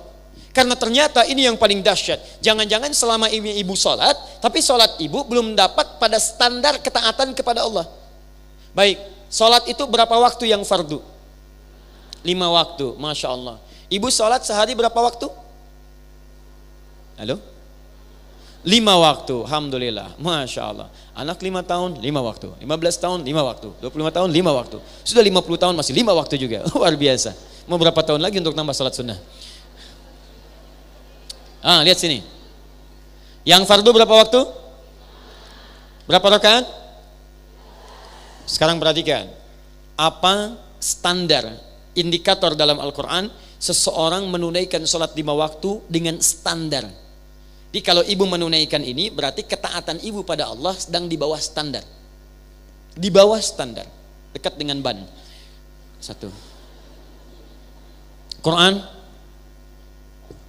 surah ke-11 ayat 114 yang 5 waktunya dari jumlahnya. Quran surah 17 ayat ke-78. Ini dari segi jumlah. Ingat ya, saya turunkan tentang standar sholat yang 5 waktu. 2, dari segi waktunya. Jadi ini jumlahnya, sekarang waktunya. Quran surah ke-4 ayat 103. 3, dari segi pengamalan waktunya. Pengamalan waktunya. Quran surah kedua Al-Baqarah ayat 238, paling kanan sebelah atas. Penjagaan waktunya. Ini yang paling standar. Ini belum dengan yang sunnah. Baik, perhatikan. Salat 5 waktu, tahu dari mana dalilnya? Karena kita bikin judul Muslimah dalam Al-Quran, keluarkan Qurannya. Quran surah 11 ayat 114. Aqimis salata tarafain nahar wa zulafan minal lail innal hasanati yudhibnas sayyiat. 5 waktu. Dikuatkan di Quran surah 17 rakaat ayat 78. Aqimis salata liduluqis syamsi ila ghasaqil laili wa qur'anal fajri inna qur'anal fajri kana mashhuda. 5 waktu. Di salat yang kita tunaikan 5 waktu. Kalau ibu menunaikan salat misalnya, atau lihat anak perempuan ibu, dia beragama Islam tapi salatnya misalnya mohon maaf ya kadang-kadang masih kurang dari 5. Orang mengatakan ada belang, ada betong, ada belang betong. Ya kadang-kadang subuh salat, kemudian duhurnya tidak atau sebagainya. Orang puasa Daud, dia salat Daud. Puasa Daud sekarang puasa, besok tidak. Dia subuh salat, duhur tidak. Asar salat, maghrib tidak. Misalnya, maka ini menunjukkan salatnya sedang di bawah standar. Paham?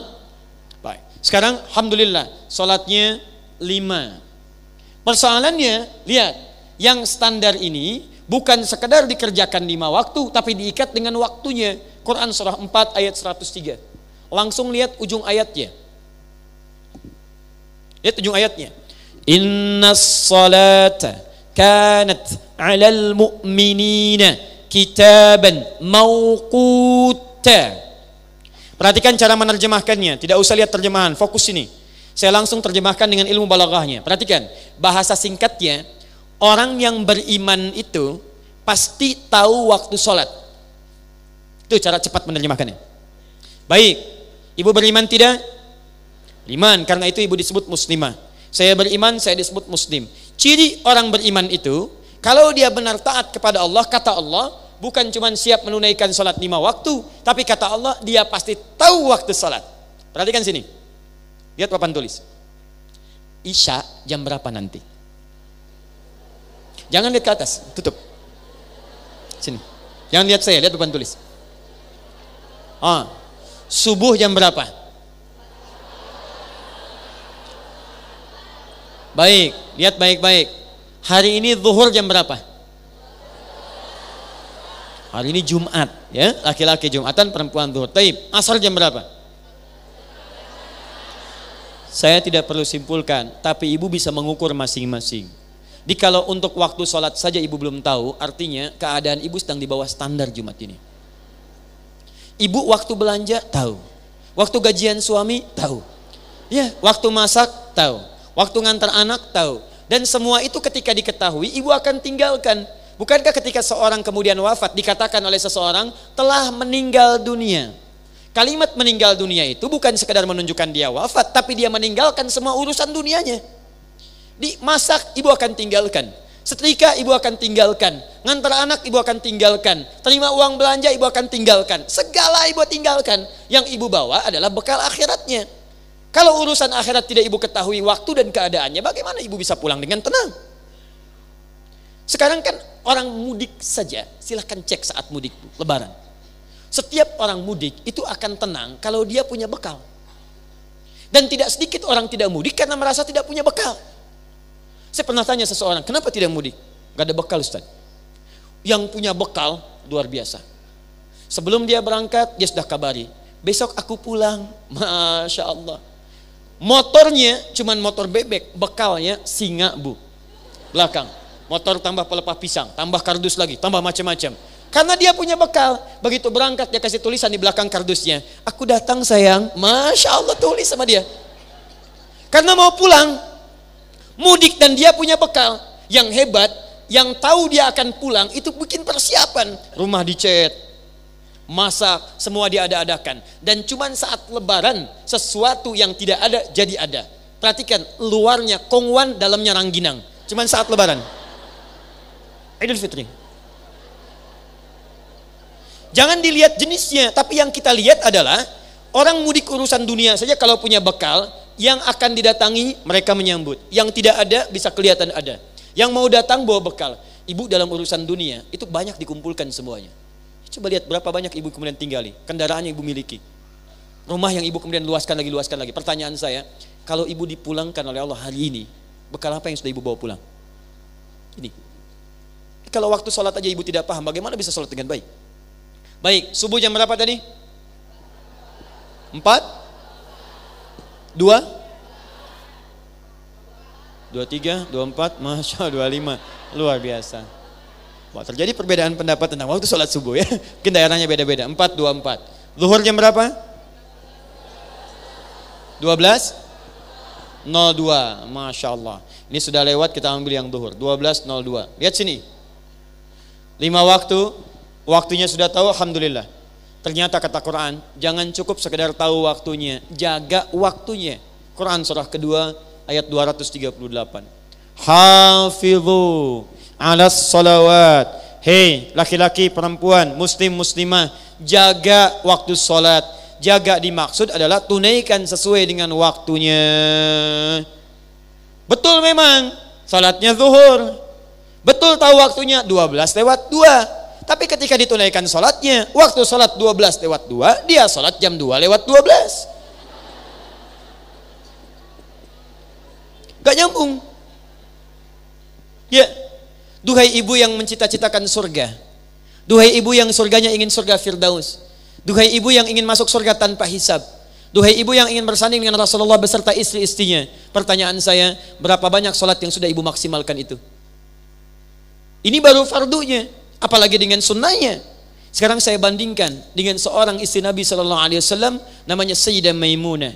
Tercantum dalam hadis riwayat At-Tirmidzi nomor hadis 414. Saya bacakan hadisnya. Sekarang ibu bandingkan keadaan ibu dengan istri Nabi dimaksud. Lihat sini. Man shalla, kalau Rasulullah SAW, satu kali Rasulullah SAW bersabda, man shalla itsnatai asyrata rak'atan. Siapa yang menunaikan salat 12 rakaat sunnah fi yaumin wa lailatin, yang mengiringi salat fardunya yang 5. Jadi ada 12 jenis salat sunnah mengiringi salat fardu yang 5. Arba'an qabla dhuhri, 4 rakaat sebelum zuhur. Teknisnya bisa dikerjakan 4 sekaligus atau 2-2. Rak'ataini ba'daha, 2 rakaat setelahnya. 4 tambah 2 berapa? 6. Rak'ataini ba'dal maghrib, 2 rakaat setelah maghrib. 6 tambah 2? 8. Rak'ataini ba'dal isya, 2 rakaat setelah isya. Tambah 2, 10. Rak'ataini qabla subhi, 2 rakaat sebelum subuh. 12. Perhatikan. Bunya lahu bihinna baitun fil jannah. Kalau dia konsisten sampai wafatnya menunaikan 12 rakaat itu, Allah akan balas untuknya, membangunkan satu rumah di surga untuknya. Satu rumah di surga. Bukan ini yang mau saya sampaikan. Perhatikan, kata Sayyidah Maimunah radhiyallahu taala anha, tatkala saya mendengar itu, bima makna keterangan dari Nabi, laqad azamtu nafsi alla atrukaha tula hayati. Saya bertekad pada diri saya enggak akan tinggalkan selama hidup saya. Saya tidak akan tinggalkan selama hidup saya. Ibu, tolong kita bikin perbandingan ya hari ini. Lihat baik-baik.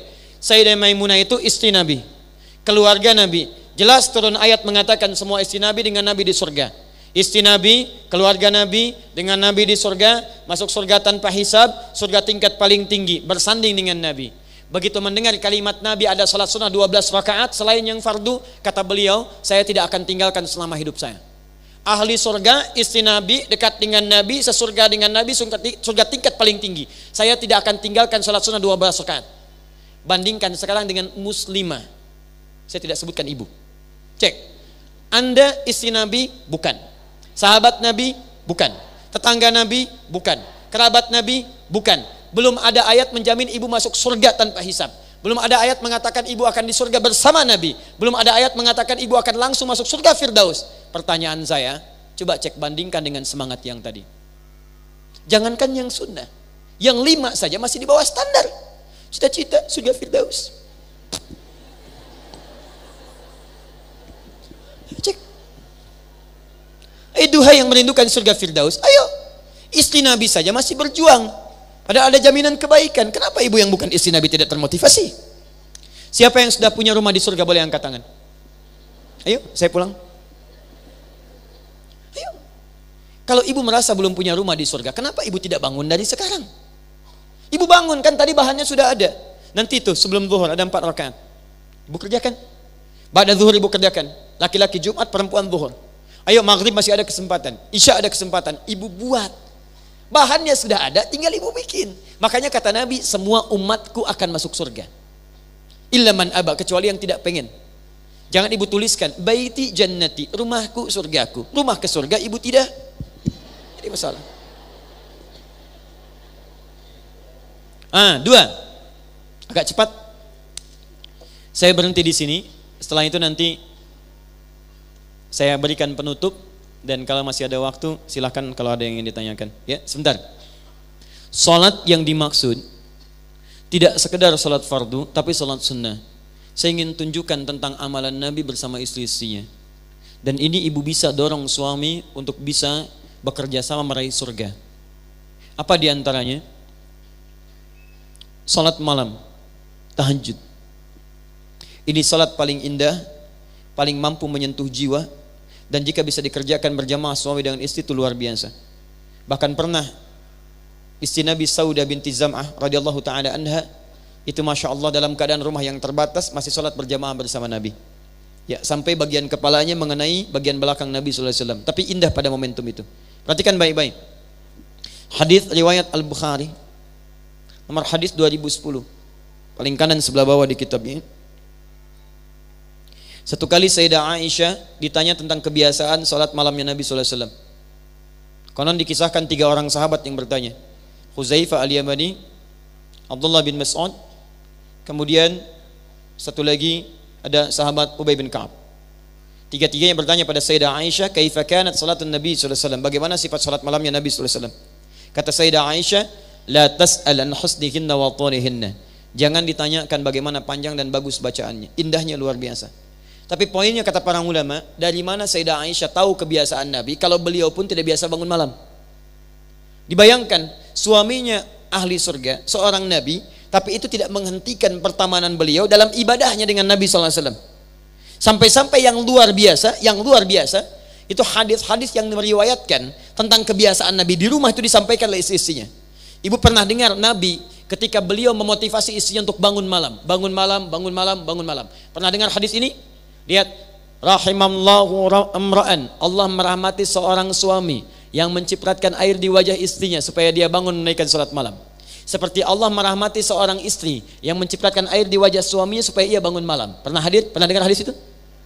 Tapi tolong baca hadisnya dengan baik ya. Jangan pulang dari sini malam-malam punya rencana tahajud. Masya Allah, suami nggak ada rencana. Pulang capek pekerjaan, ibu bawa gelas diisi air. Seling, Masya Allah. Kenapa mah? Sunnah Nabi Pak. Oh, Masya Allah sunnah Nabi. Baik, lihat baik-baik cara bacanya hadis itu, maksudnya Anda kompak bersinergi dengan suami menghidupkan ibadah malam. Ternyata Masya Allah, sholat malam itu ketika disebutkan di hadis Nabi, itu bukan hanya sifat bagi seorang muslim, tapi sudah jadi kebiasaan bagi seorang muslimah sejak zaman Nabi SAW. Saya berikan rahasia pada ibu buka Quran surah ke-51 ayat 15 sampai 23. Ibu bisa kerjakan itu dengan keluarga, ibu dijamin di ayat itu masuk taman surga sekeluarga.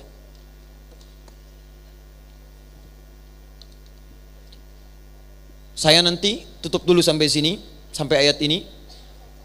Quran surah 51 Az-Zariyat ayat 15 sampai ayat 23, paling kanan dari pertengahan sampai sedikit ke bawah. Baik. Innal muttaqina fi jannatin wa 'uyun. Sungguh ada orang-orang takwa akan ditempatkan di taman surga. Apa keutamaan taman surga? Akhidhina ma atahum rabbuhum. Mereka akan mendapati kenikmatannya langsung dari Allah tanpa perantara. Ada yang dilayani oleh pelayan surga namanya wildanun mukhalladun. Kalau ibu perempuan dilayani pangeran surga. Kalau laki-laki dilayani bidadari surga. Tapi yang ini tidak ada pelayan dan bukan pelayan, Allah yang memberikan langsung. Bahkan diperkenankan nanti bisa melihat Allah tanpa sekat. Ada di Quran surah 75 ayat 22 sampai 23. Wujuhun yawma idzin nadhirah. Ada orang yang wajahnya pada saat itu begitu berbinar gembira. Bukan karena masuk surga aja, ila rabbiha nadhirah. Karena dia bisa melihat Allah langsung tanpa sekat. Gak usah dibayangkan saat ini. Tidak perlu. Lihat baik-baik. Apa amalannya saat di dunia? Innahum kanu qabla dzalika muhsinin. Mereka itu orang-orang baik yang rajin ibadah saat di dunia. Muhsin itu bukan cuma baik tapi rajin ibadah. Sifatnya disebut ihsan. Ketika disebut ihsan, Nabi mengatakan di hadis Muslim nomor hadis ke-8, anta'budallaha, engkau rajin beribadah kepada Allah. Perhatikan, apa amalan orang ini? Kanu qalila. Amalan pertama, kanu, mereka. Kalau mereka itu satu atau dua? Banyak. Mereka kalau diterapkan di keluarga, maka jadi ahli keluarga. Kalau ahli keluarga itu berarti suaminya, ada istrinya, ada anak-anaknya, ada kemuliaannya. Hadirkan kompak tuh, kanu qalila minal laili ma yahja'un. Mereka itu sedikit tidurnya, dia hidupkan malamnya. Ingat, kalau Quran sudah memberikan ayat, Anda jangan tambahi lagi, jangan kurangi. Dikurangi tidak sempurna, ditambahi jadi belok maknanya. Kata Quran, ahli taman surga sedikit tidur. Jangan Anda tambahkan, sedikit-sedikit tidur. Nah, itu maknanya berubah. Lihat. Satu, sedikit tidur. Tahajud. Apa aplikasinya? Tadi hadis Nabi tadi. Ayo para ibu, ayo kita komunikasikan dengan suami ibu, silahkan sampaikan, Pak, dunia sudah didapatkan, tapi kan tidak kita akan bawa menghadap kepada Allah. Ayo Pak, kita cari bekal. Malam tahajud yuk. Papa jadi imam, ayo mamah di belakang. Ah, mamah aja yang imam. Oh, Masya Allah, berarti papa yang kurang tahu ya. Itu berarti suami ibu belum dapat pengetahuan sempurna. Baik ya, diskusi lagi, ayo Pak belajar ya, kita kirimkan. Malam bangun, bismillah, anak-anak bangunkan. Itu Nabi Muhammad SAW membangunkan Fatimah Zahra radhiyallahu ta'ala anha. Ali bin Abi Thalib menantunya, menantu dibangunkan, anak dibangunkan. Ayo, salat. Ada yang masing-masing, ada yang ikut dengan Nabi. Teman-teman sekalian, para ibu sekalian, perhatikan baik-baik. Fokus ya, fokus. Lihat, bangun malam. Tidak ada yang paling indah kecuali ketika suami ada di depan, istri di belakangnya dengan anak-anaknya. Suami kemudian membaca ayat-ayat Quran, istri di belakang menyimak dengan baik. Suami sujud, istri sujud. Begitu selesai, suami berdoa, istri mengaminkan. Tapi belum cukup sampai di situ. Perhatikan kalimatnya. Wabil asharihum yastaghfirun. Dan mendekat kepada fajar. Ashar itu waktu menjelang singkat menjelang fajar. Jadi kalau subuh sekarang jam berapa? 4:24. Nah, ini dibalik sama saja. 4:24. Baik, kurangi 30 menit. Jam berapa? Jam 4 kurang 6. Ya, anggap saja kita paskan jam 4. Nah, jam 4 ini kurang lebih 15 sampai 30 menit sebelum subuh itu disebut sahar namanya. Saharun. Aktivitas yang dilakukan di waktu sahar disebut sahur. Ibu pernah mendengar makan sahur? Nah, makan sahur itu artinya makan yang dikerjakan di waktu sahar.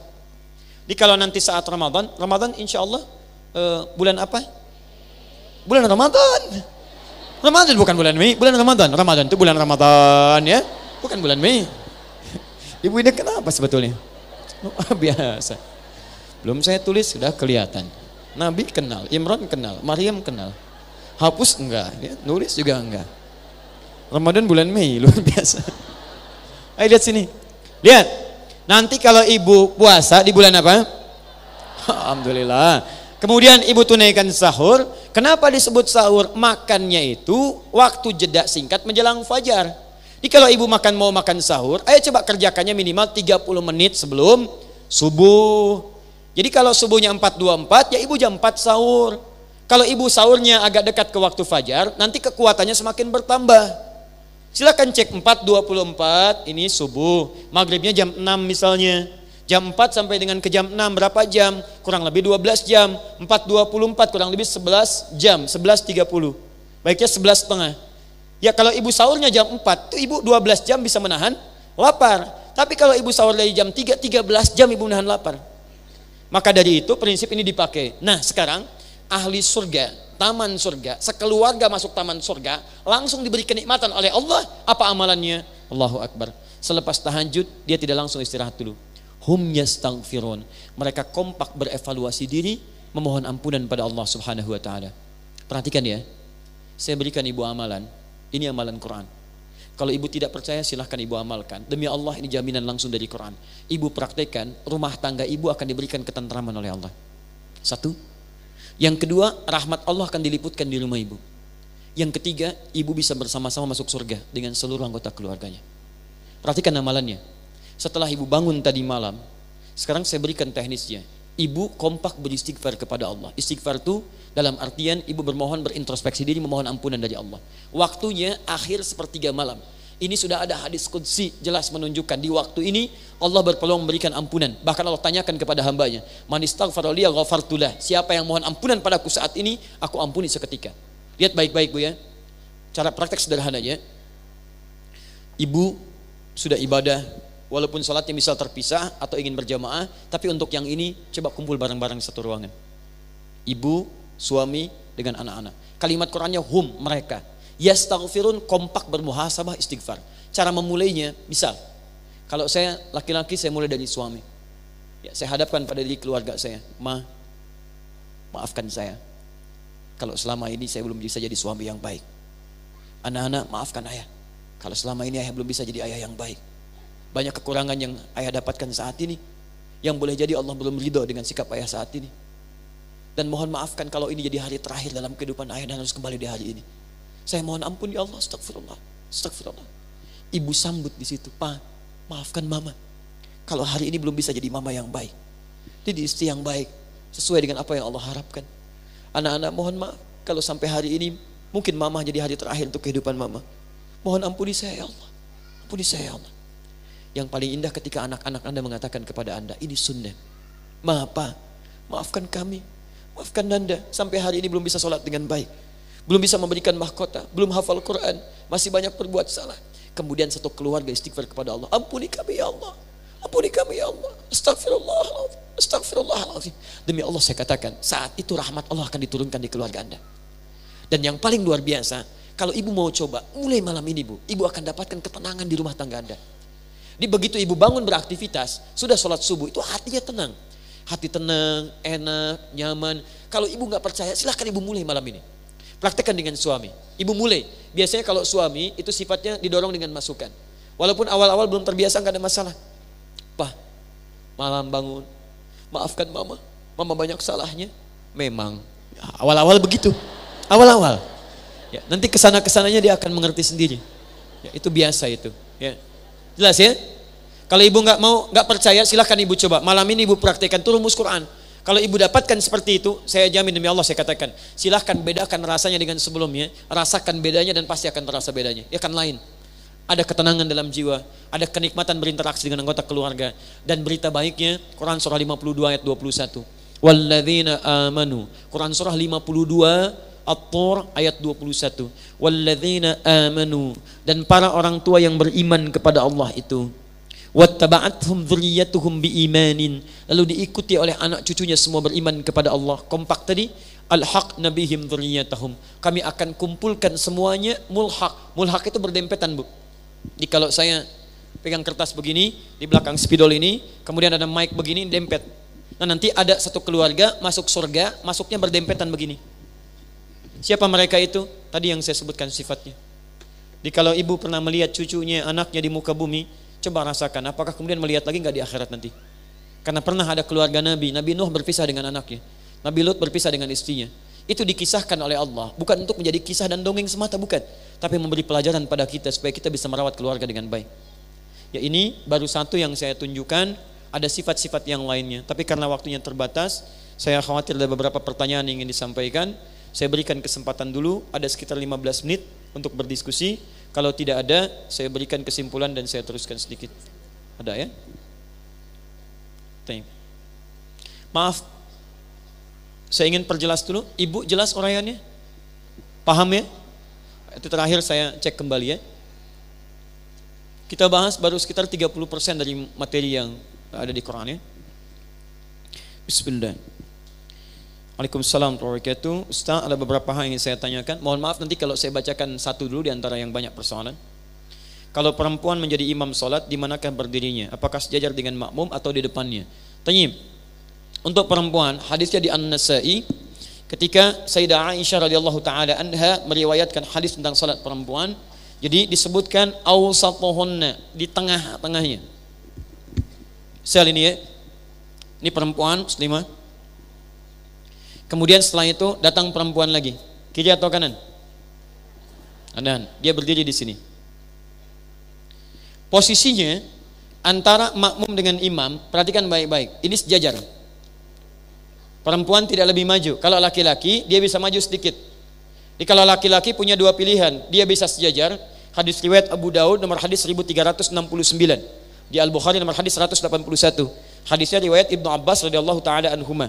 Ibnu Abbas menginap di rumah bibinya Sayyidah Maimunah, bangun malam hari, kata beliau Rasulullah SAW itu bangunnya lebih dari malam sedikit atau kurang dari pertengahan malam sedikit. Begitu bangun beliau duduk dulu, fajalasa. Ya, kemudian famasaha atharan naum biyadi, mengusap menghilangkan bekas ngantuk dengan tangannya. Setelah itu membaca 10 atau 11 ayat terakhir surah Ali Imran. Setelah itu berdoa, alhamdulillahilladzi ahyana ba'dama amatana wa ilaihin nusyur. Setelah itu pergi beliau ila syinin mu'allaqah, ke tempat tertutup kamar mandi, fayatawadda, kemudian berwudu. Setelah itu berangkat ke tempat salatnya. Begitu salat, Ibnu Abbas radhiyallahu taala anhuma itu berdiri di belakang Nabi. Oleh Nabi ditarik, disejajarkan dengan Nabi. Di pilihan pertama, kalau ada ayah laki-laki, kemudian makmumnya laki-laki, satu orang anak misalnya malam hari dia salat, maka boleh sejajar. Ya, yang kedua, boleh posisinya lebih ya depan dibandingkan dengan makmumnya. Di ini misalnya imamnya, ini makmumnya di sini. Tapi perempuan tidak, imam di sini, makmum sejajar. Datang lagi satu perempuan. Lihat kalau laki-laki datang satu, dia berikan isyarat, bisa ditepuk misalnya. Ya, tepuk, ini mundur, bikin saf di belakang. Perempuan tidak. Sesama perempuan tidak perlu saling colek, tidak perlu saling tepuk. Perempuan masuk ke sini langsung kirinya. Ya.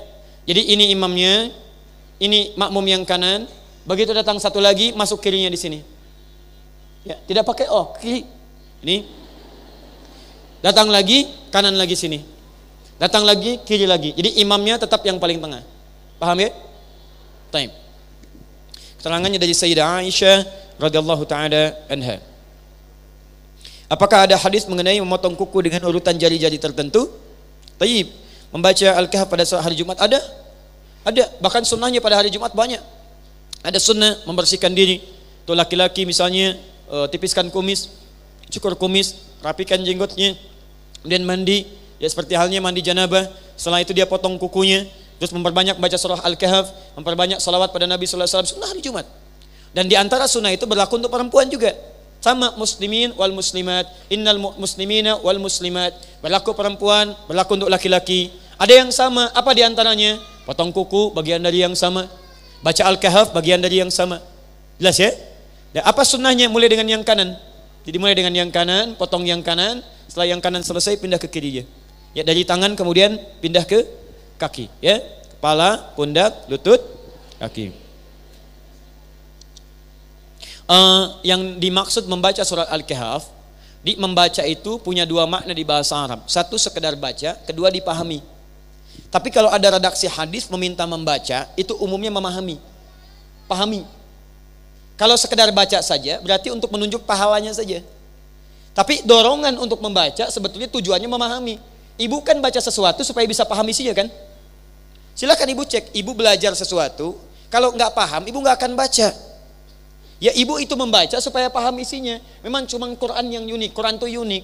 Kebanyakan yang baca itu umumnya tidak paham yang dibaca. Tapi jangan salah orientasi. Baca itu untuk paham. Kalau ibu sekedar baca, pahalanya banyak. Satu hurufnya itu 10 kebaikan. Dalilnya At-Tirmidzi nomor hadis 2910. Man qara'a harfan min kitabillah falahu asyru hasanat.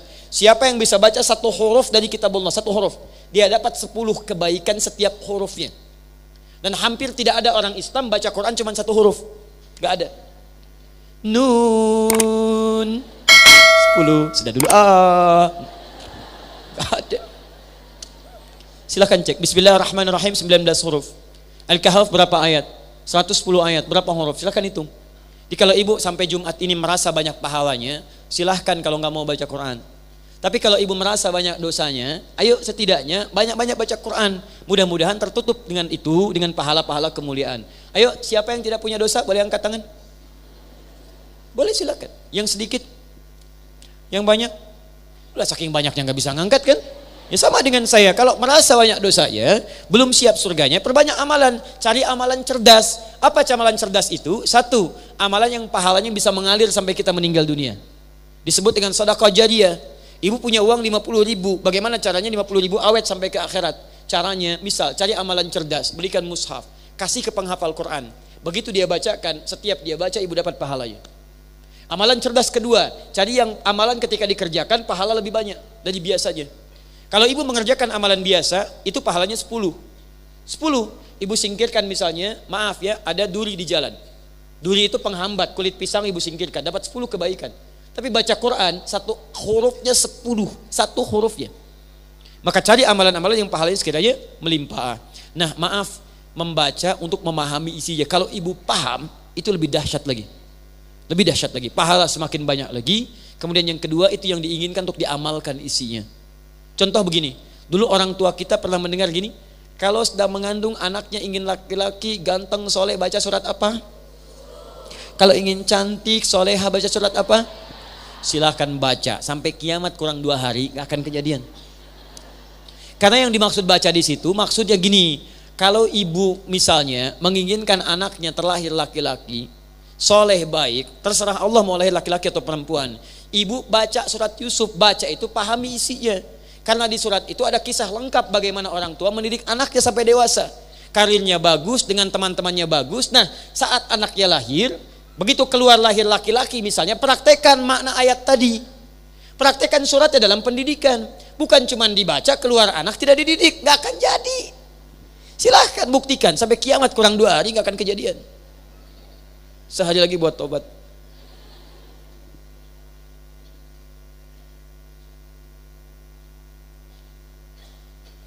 Suara wanita sama dengan suara pria dalam pemilihan umum di negeri demokrasi. Bagaimana tanggapan Ustadz memaknai demokrasi dalam melaksanakan sistem ini? Tanya gini, kita sering diskusi dengan para ulama, tokoh-tokoh dan sebagainya. Bahkan terakhir ada imam dari Kuba, dari kota Nabi datang untuk berdiskusi. Dan kesimpulannya adalah sepanjang sistem itu kemudian bisa kita manfaatkan untuk menghadirkan maslahat dalam kehidupan yang mendekatkan pada nilai keislaman, maka jadikan wasilah itu untuk membangun nilai keislaman yang lebih luas. Jika memang maslahatnya lebih besar, maka ikuti, karena kalau ditinggalkan madaratnya lebih banyak. Anda boleh tidak sepakat, kemudian Anda tidak memilih, itu hak Anda. Tapi persoalannya ketika Anda tidak memilih, maka orang liberal ikut memilih, orang sekuler ikut memilih, lesbi ikut pilih, homoseksual ikut pilih. Ketika mereka memilih suaranya lebih banyak, mereka yang megang kekuasaan. Ketika memegang kekuasaan, kebijakan dibuat. Ketika kebijakan dibuat, apa kemudian dampak selanjutnya? Bukankah ada gambaran dalam agama kita untuk taat pada pemimpin? Sekarang pemimpin Anda misalnya membuat kebijakan yang tidak benar. Disitulah kemudian madarat akan muncul. Maka dari itu adalah kewajiban kita saat ini adalah menghadirkan suara-suara kebaikan. Perempuan pilih pilihan-pilihan yang mendekatkan kepada Islam, yang dekat dengan maslahat-maslahat keumatan. Begitu dia dipilih, dia buat kebijakan dekat dengan umat. Setelah itulah kemudian sistem akan berjalan menyesuaikan dengan maslahat kehidupan kita. Jelas sampai sini? Jadi saran saya ikuti dan pilih orang-orang terbaik di situ supaya nanti memberikan maslahat kepada umat. Kan agak aneh, Anda tidak memilih tapi wajib taat kepada yang dipilih. Aneh, Anda tidak memilih tapi setelah terpilih wajib taat. Ya bagaimana Anda bisa tidak memilih yang terpilih orang yang buruk dan Anda menaati orang buruk? Itu kan maslahat, di situ tidak ada. Paham ya? Allah Ta'ala alam bisawab. Ini bahasan panjang, cuma singkat saja barangkali karena waktunya terbatas. Ustadz, bagaimana kalau perempuan diizinkan Allah dia tidak punya anak, jadi dia tidak mempunyai ketiga keistimewaan yang Ustadz jelaskan? Apakah perempuan tersebut dimuliakan oleh Allah Subhanahu Wa Ta'ala? Para ibu sekalian, Masya Allah, 3 hal tadi, anak atau tidak ada anak, perangkatnya tetap ada pada diri ibu. Apakah seorang perempuan yang tidak melahirkan tidak punya rahim? Ada rahimnya. Karena itu peluang dia untuk mengandung ada. Kalau orang punya peluang untuk mengandung berarti punya potensi untuk melahirkan, potensinya ada. Kalau dia punya potensi melahirkan berarti ada perangkat untuk menyusui. Dan ini semua ada pada diri seorang perempuan. Kalau kemudian ibu belum mendapatkan nikmat itu, pertama adabnya jangan menyimpulkan ibu tidak punya harapan itu. Ibu kenal Nabi Zakaria? Hayo kenal lagi itu. Silahkan. Luar biasa, semua dikenal oleh ibu. Cuma di hari Jumat ada pengajian, pesertanya ibu-ibu, kenal semuanya. Imran kenal, Hannah kenal, masa belum ditulis sudah kelihatan. Luar biasa. Hari Jumat. dan di TSM. Pakai seragam. Baik. Nabi Zakaria itu diuji oleh Allah. Apa ujiannya? Nih lihat, secara medis, secara klinis, istrinya sudah tidak mungkin mengandung. Secara medis. Maafkan saya kalau bahasanya kurang menyenangkan, tapi ini pembuktian medis. Bahasa medis, divonis 1 sudah monofos. Kedua, divonis mandul. Secara klinis tidak mungkin punya keturunan. Monofos, mandul, suaminya rambutnya sudah memutih, sepuh, fisiknya sudah letih. Secara klinis, apakah mungkin pasangan ini masih bisa memiliki keturunan? Tidak. Lihat baik-baik. Kalau ibu mendapati situasi yang kata manusia tidak memungkinkan ada solusi, itu langsung tanda dari Al-Quran supaya ibu meninggalkan pendapat manusia. Mintalah kepada Allah yang tidak punya batas. Maka diberikanlah kisah ini, turun surahnya di Quran, surah ke-19 Maryam, ayat ke-3 sampai dengan ayat ke-15 sampai punya anaknya. Amalan untuk mengerjakan ini ada di Quran, surah ke-3 Ali Imran ayat 38 sampai 39. Kisah dahsyatnya disebutkan lagi nanti di Quran surah 21 ayat 89 sampai dengan 90-nya. Ini kisahnya, ini doanya, ini prakteknya dalam salat. Secara singkat, pertama jangan putus asa. Nabi Zakaria mengatakan, Rabbi inni wahanal adhu minni washta'ala ra'su syaiba wa lam akum bidu'aika rabbi syaqiyya. Ya Allah, semua mengatakan saya tidak mungkin punya keturunan. Rambut saya sudah memutih, ya Allah. Fisik saya sudah letih. Istri saya divonis menopause dan mandul. Tapi saya punya keyakinan denganmu, ya Rabb. Saya tidak putus asa bermohon kepadamu. Saya mohon, ya Rabb. Kemudian beliau berdoa, Rabbi la tadharni farda. Jangan biarkan saya meninggal dalam keadaan sendirian. Tidak punya keturunan. Apa yang terjadi? Perhatikan amalannya, Bu ya. 1, beliau membuat mihrab.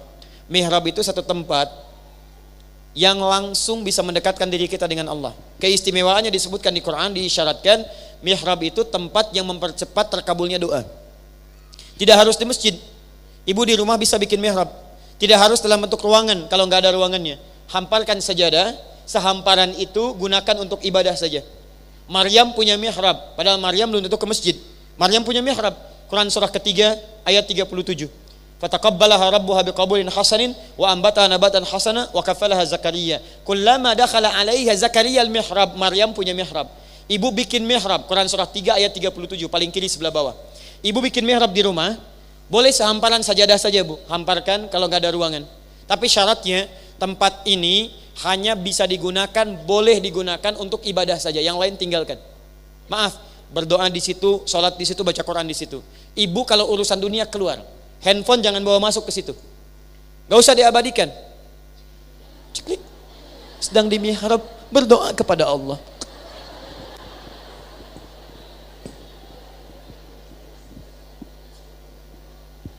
Ya Allah, aku sangat berharap, ditulis di status. Berdoa itu bukan di Facebook. Berdoa itu bermohon kepada Allah. Ya. Lihat sini baik-baik. Teman-teman sekalian, fokus baik-baik, bikin mihrab. Setelah itu tunaikan salat. Salat, bangun salat malam. Dalam salat minta kepada Allah. Seperti Nabi Zakaria meminta. Quran surah ketiga ayat 38 sampai 39.